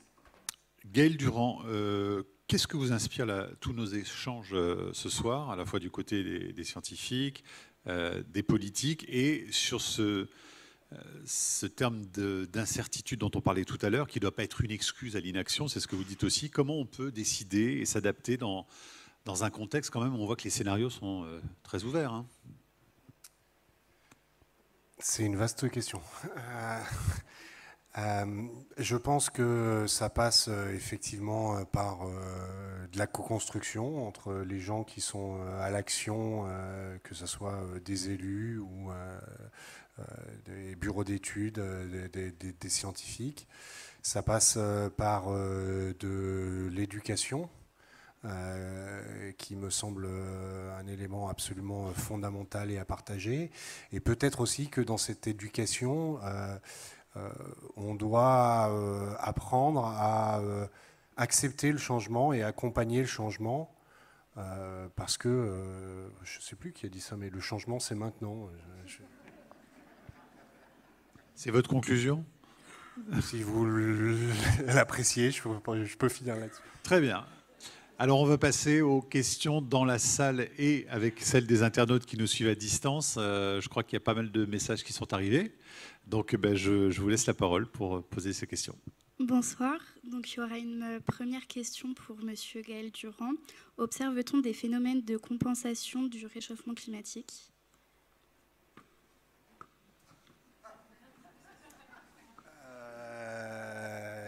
Eh bien, en fait, je suis désolé, je comprends mal la question. Donc, je ne sais pas exactement ce que ça veut dire. Ce qu'on peut dire, c'est qu'il n'est pas uniforme et qu'il y a des endroits où on en bénéficiera. Par exemple, des phénomènes de rétroaction du climat ? Alors oui, il y a des phénomènes de rétroaction. Alors on parle, moi je vous ai donné des exemples sur des phénomènes de rétroaction positive. Hein, donc typiquement une calotte, plus elle est basse, plus ils font, plus elle est basse. Mais il y a aussi dans le système climatique des rétroactions négatives qui cherchent à ramener le système là où il était. Une autre question ? Oui, donc cette fois-ci sera pour Monsieur Frédéric Bouchette. Est-ce qu'il y a des effets donc, sur les marées du niveau de la montée des eaux ? Oui. Oui, bien sûr. À différentes échelles de temps, il y en a plein. J'en prends un exemple. Si on monte beaucoup, on modifie la géométrie du rivage, hein, et avec de l'ennoiement de baies ou de choses comme ça. Et ça modifie. Et en fait, les ondes de marée sont très sensibles à la géométrie. C'est des ondes longues. Et à ce titre-là, elles vont se mettre à avoir des phases différentes, à battre d'une manière un peu différente. Mais il y en a plein. On est dans la physique des ondes. Donc là, c'est du grand, c'est open bar. Mais là, c'en est un très bien. Tu montes beaucoup un bon paquet, tu prends 2 mètres. Il y a plein de zones qui se retrouvent sous l'eau. Et le fait même que tu aies changé la forme du trait de côte va faire que tu vas te mettre à battre différemment. La marée va se comporter différemment. Voilà. Une autre question. Comment les bureaux d'études prennent en compte les scénarios envisagés par le GIEC ? Nicolas Clarin, c'est pour vous. Les scénarios du GIEC, tout simplement, on va augmenter le niveau d'eau qu'on va simuler par une augmentation du niveau d'eau à un horizon temporel donné. Par exemple, si on simule un événement à l'horizon 2050, eh ben, on se basera sur un scénario du GIEC, par exemple, scénario SSP 5, 8.5, et on verra ensuite quels vont être les effets uniquement de cette augmentation du niveau par rapport à la propagation de la houle, à la génération des courants, par exemple. Une autre question. Quel est l'effet de la fonte des glaces du permafrost ? Alors Gaël Durand, ça va être pour vous. Vous en parliez un petit peu tout à l'heure. Hein. Alors, effectivement, il y a des côtes qui peuvent être gelées, donc on va sur les problématiques d'érosion, mais à ma connaissance, il n'y a pas d'interaction particulière entre le permafrost et puis le permafrost, c'est, j'ai envie de dire, l'ensemble du nord du Canada et l'ensemble du nord de la Russie, c'est du permafrost, donc ça peut être éloigné des côtes. Merci. Et quelle est la part d'eau douce donc, dans tout ce qui est fonte des glaces Alors, l'ensemble de la glace de glacier et donc de calotte polaire est de l'eau douce. C'est de la neige qui s'est accumulée, donc c'est de l'eau douce. La seule glace un petit peu salée, en fait, c'est la glace de mer. Et encore, en gelant, elle rejette le sel, donc elle reste quand même globalement assez douce. Très bien. Quels sont les impacts concrets pour Montpellier par rapport à l'élévation de 1 mètre donc du niveau de la mer en 2050 ? C'est peut-être le régional de l'étape qui peut répondre. Alors, au niveau inondation statique, rien, absolument rien. Par contre, ce qui va se passer, c'est que si on monte d'1 mètre, il y a 2 mécanismes qui vont être relativement embêtants. C'est toute la. Alors, pas pour la question, c'est sur Montpellier, la ville de Montpellier. Oui, ou les alentours. Alors, je dirais que le seul truc qui peut être vraiment dramatique quand on va monter vraiment le niveau marin, c'est le fait qu'il va y avoir une interaction forte rivière-mer. Avec en fait 2 choses. Lorsque le niveau monte, tu réduis le niveau de base, c'est en fait la pente de la rivière qui va à la mer diminue puisque le niveau est monté, donc l'eau coule plus lentement et mécaniquement parlant, en fait, ça va se transformer par des charges plus importantes, c'est-à-dire soit des vitesses, soit des hauteurs d'eau plus grandes dans les rivières pendant certains événements, en particulier les tempêtes. Elles bloquent les eaux en clair, si on veut faire simple, elles bloquent les eaux. Et le deuxième point, c'est que lorsque le niveau monte, on a tendance à faire pénétrer la force des vagues plus loin dans les estuaires, dans les embouchures. Et ça, c'est un surcroît de blocage des eaux. Et donc, bien sûr, ça va favoriser les inondations sur les rivières côtières. Alors, Montpellier Montpellier au sens centre-ville n'est pas concerné très, très directement, clairement. Mais par contre, dès qu'on sort au sud de Montpellier et qu'on va sur les villages un peu plus bas dans la plaine, là, c'est clair que c'est d'actualité, quoi. Il n'y a pas de problème. On prend plus d'1 mètre, souci. Voilà. Christophe Manas, vous vouliez réagir ? Ah, très bien. Parfait. Alors, est-ce que vous voulez répondre aussi, Véronique Desgrès ? Forcément, si le niveau de la mer monte d'1 mètre, j'espère qu'on aura commencé à reculer à Villeneuve quand même, hein, parce que ce niveau augmenté de la mer, bien sûr, va se traduire aussi dans les étangs. Alors, il n'y a pas de construction légale au bord des étangs à Villeneuve, j'ai mis des guillemets, et les plus près sont en hauteur, donc on devrait, mais quand même 1 mètre c'est énorme, hein. Donc, et puis évidemment, sera accentué le phénomène de tempête, et on le voit très bien d'ailleurs déjà aujourd'hui, si vous allez sur la plage de Villeneuve, le Pilou à droite vers les Aresquiers, vous pouvez constater que se constituent des mini-falaises, donc 70 cm de hauteur, où on voit s'éroder très clairement l'endroit et apparaître des sédiments qu'on ne voyait pas jusqu'à présent. Gaël Durand, les échelles sont compliquées à appréhender pour le cerveau humain finalement, parce que même quand vous nous dites 1 mètre, c'est énorme, on a envie de vous dire, ah bon, c'est énorme 1 mètre, et pourtant ça change tout en fait. Ça dépend beaucoup de l'usage qu'on en a. Si vous avez un champ, c'est pas très important. Peut-être si vous avez une centrale nucléaire, c'est plus délicat. Et donc, 1 mètre, les conséquences sont importantes. Oui, elles sont importantes pour le littoral. Alors, j'ai plus les chiffres en tête, mais on parle rapidement à l'échelle planétaire de centaines de millions de personnes qui sont impactées. Donc, oui, ça va très vite. Et puis, on aime bien habiter près des côtes. L'essentiel de la population est concentré au niveau des côtes. Donc, ça va avec. Et alors, comment on prépare justement les populations à ces différents scénarios ? Parce que vous avez les cartes en main finalement. Mais comment est-ce qu'on arrive dialoguer sur ces questions, à aller contre la culture aussi, puisqu'effectivement, il y a cet attrait pour la côte, pour le littoral. Comment on en discute aujourd'hui, dès maintenant, avec la population ? Moi, personnellement, en faisant ce que je viens de faire aujourd'hui. Donc, je pense que c'est encore une fois, j'en reviens à l'éducation, c'est d'éduquer tout le monde en acceptant de faire ce genre de conférences, en écoutant des émissions de radio pertinentes sur ce genre de sujet, ou à l'école.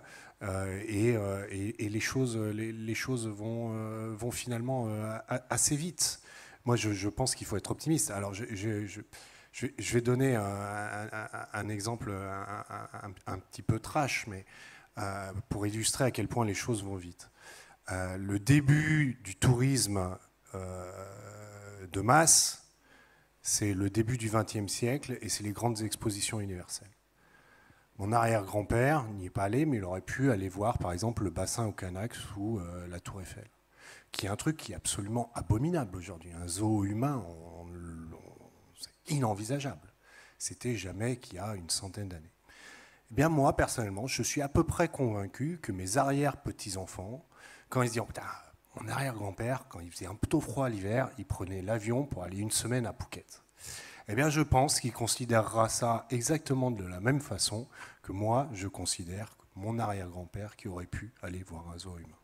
Donc, les choses changent, les choses évoluent, même si on ne l'aime pas, même si on est résistant à ça. Je crois qu'il faut juste l'accompagner et en avoir conscience. Le problème, c'est que les changements sont longs à opérer, alors que l'urgence de ce dont nous parlons est beaucoup plus rapide, non, quand même ? Les changements se feront. On les subira ou on les accompagnera. Une autre question, s'il vous plaît. Oui, donc une autre question pour Monsieur Gaël Durand. Est-ce que la dérive nord-atlantique a un impact sur la fonte des calottes glaciaires? Et inversement, est-ce que la fonte des calottes a un impact sur la dérive nord-atlantique? Alors c'est une très bonne question. La réponse est oui, c'est un système qui est couplé. C'est-à-dire plus vous apportez de l'eau chaude à proximité des calottes, plus vous contribuez à les faire fondre. Ensuite, vous amenez à la fois du froid et à la fois du sel, ce qui fait que vous modifiez la densité qui est un des moteurs de la circulation océanique. Alors après, dans quelle proportion, à quelle échéance? C'est des questions qui restent largement débattues. Merci. Est-ce qu'il reste encore une ou deux questions avant la fin de cette discussion? Je vous vois consulter vos écrans d'ordinateur. Allez, encore peut-être une petite dernière?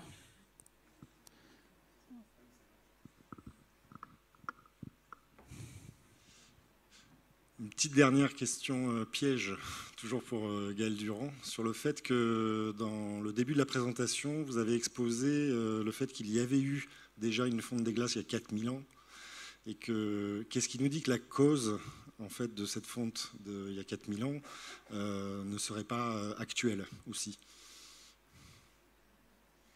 Il faut accepter les questions pièges. Oui, je peux accepter. J'accepte les questions pièges. Généralement, d'ailleurs, celle-là, elle vient assez vite quand je prends un exemple sur le passé. Ma réponse est il y a tellement de faisceaux convergents sur l'évolution du climat qu'on mesure actuellement et sur les processus qui sont derrière, on est capable de reproduire ça à l'intérieur de nos modèles avec une finesse qui est quand même assez impressionnante, même si, encore une fois, il reste évidemment des incertitudes. Ne pas vouloir le regarder appartient à qui veut, je le respecte, mais c'est pour moi de l'ordre de l'autruche qui met la tête dans le sable. On va terminer avec une dernière Dernière intervention de chacun d'entre vous, en guise de conclusion. Si nous devions repartir avec une idée, en tout cas importante, à retenir de cette soirée et du sujet dont vous venez de nous parler, quelle serait justement cette idée? Frédéric Bouchette, est-ce qu'on pourrait commencer avec vous, s'il vous plaît, pour conclure et saluer la salle? Moi, c'est la question du calendrier. Il y a 3 calendriers. Il y a du 5-10 ans, mesuré, expérimenté. Il y a du 30 ans, avoir développé tout un tas d'outils, de solutions et être au clair sur ce qui se passe, y compris des bifurcations et des phénomènes un peu zarbi qui peuvent intervenir, de telle sorte que, 3e calendrier, 100 ans, scénario catastrophe, le scénario pire, on va dire, on soit complètement armé pour réagir convenablement. Et en dehors de ce scénario-là, on fait des choses qui sont, à mon avis, pas convenables. Voilà. Nicolas Clarin, votre message à la salle et aux internautes qui nous suivent? Bon, pour moi, c'est de penser que l'ingénierie peut répondre à beaucoup de choses, mais c'est d'éviter de croire que, par contre, l'ingénierie peut sauver le monde. Il y a des réalités, des augmentations du niveau d'eau, une augmentation des tempêtes, et donc là-dessus, je pense que tout le monde doit être conscient qu'on ne peut pas échapper à certains phénomènes. Donc on revient aux idées d'éducation en fait, et aussi au rôle politique qui n'est pas forcément évident justement de venir éduquer les administrés pour qu'ils puissent comprendre que des enjeux inévitablement devront reculer à un moment donné. Donc voilà. Mais nous on est là en tout cas pour proposer des solutions pour gagner du temps et vous laisser du temps à vous. Véronique Négret. Bon, il m'ouvre la voie, peut-être il m'a volé un peu l'idée aussi, mais en fait, oui, on échouera si on n'embarque pas tout le monde avec nous. La question de l'acceptabilité sociale des solutions, du changement perpétuel dont on parlait tout à l'heure, elle est primordiale. On ne pourra pas s'adapter correctement si la population ne suit pas et ne comprend pas pourquoi on le fait et comment on le fait. Donc il faut vraiment travailler à cette co-construction avec la population. Et c'est le rôle des élus. Christophe Manas. Oui, je réfléchissais un petit peu à tout ce qui a été dit et proposé. C'est vrai que le rôle des politiques aujourd'hui n'est pas évident, il faut l'avouer, que ce soit à petite échelle ou à l'échelle nationale, on voit un petit peu l'ambiance qui règne, le désarroi, la défiance, parfois légitime et souvent légitime, parce que c'est complexe. Voilà, tout est complexe. C'est complexe pour différentes raisons. C'est que les enjeux que l'on affronte, notre génération, on a vu la frise en responsabilité des générations qui arrivent, parce que c'est vrai que nous, on le vivra plus ou moins, mais pas de façon catastrophique certainement. Mais par contre, on prépare les générations à venir. Et que ces enjeux qu'on affronte aujourd'hui, on parle de 4000 ans, c'était d'autres raisons. Aujourd'hui, le phénomène, il a tendance à s'accélérer. Malheureusement, tout ce qu'on mesure, on n'anticipait pas aussi de façon aussi importante cette accélération. Et donc, ça veut dire qu'il faut réagir vite. Et en même temps, il faut réagir vite, mais en respectant des principes. Je vous dis, la difficulté, c'est un peu en guise d'introduction à ce que je vous ai dit, mais à chaque fois que l'on fait une action qui favorise l'adaptation au changement climatique, et on fait beaucoup de choses. J'espère que vous l'avez ressenti, que ça vous donne un peu de baume au cœur. Ce soir, on se pose aussi la question de l'équilibre. Moi, je posais ça sur un néologisme de défi écolomique. Voilà, on joint les deux, et c'est vrai que quand on est aux manettes politiques, il faut que vos enfants puissent travailler, se loger, vivre, et tout ça, ça nécessite d'investir sur des nouvelles énergies, les énergies marines renouvelables. Par exemple, à Port-la-Nouvelle, avec la région, on a beaucoup investi sur l'éolien flottant. Alors après, vous pouvez être contre, pour.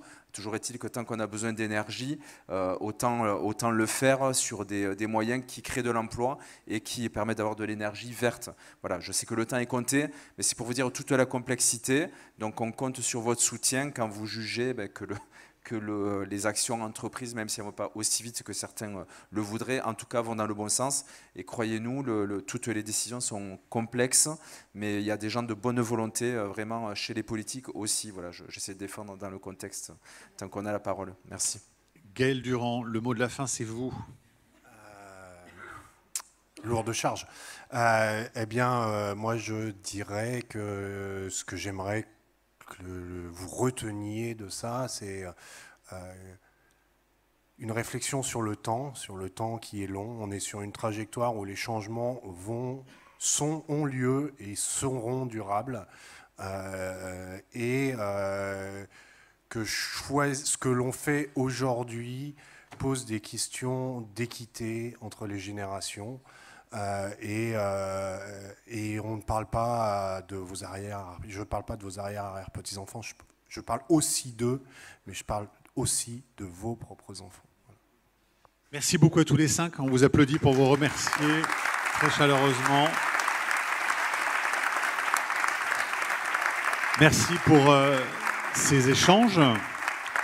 Merci à vous toutes et tous d'être venus passer un petit bout de la soirée avec nous. Juste pour vous informer, on doit vraiment libérer le quorum pour 21h30 maximum. Donc c'est-à-dire qu'il faut qu'on sorte tous dès maintenant. Si vous souhaitez continuer à discuter, même peut-être avec nos invités, on peut le faire même quasiment à l'extérieur. Mais il faut vraiment qu'on libère la salle. Merci beaucoup en tout cas et bonne soirée.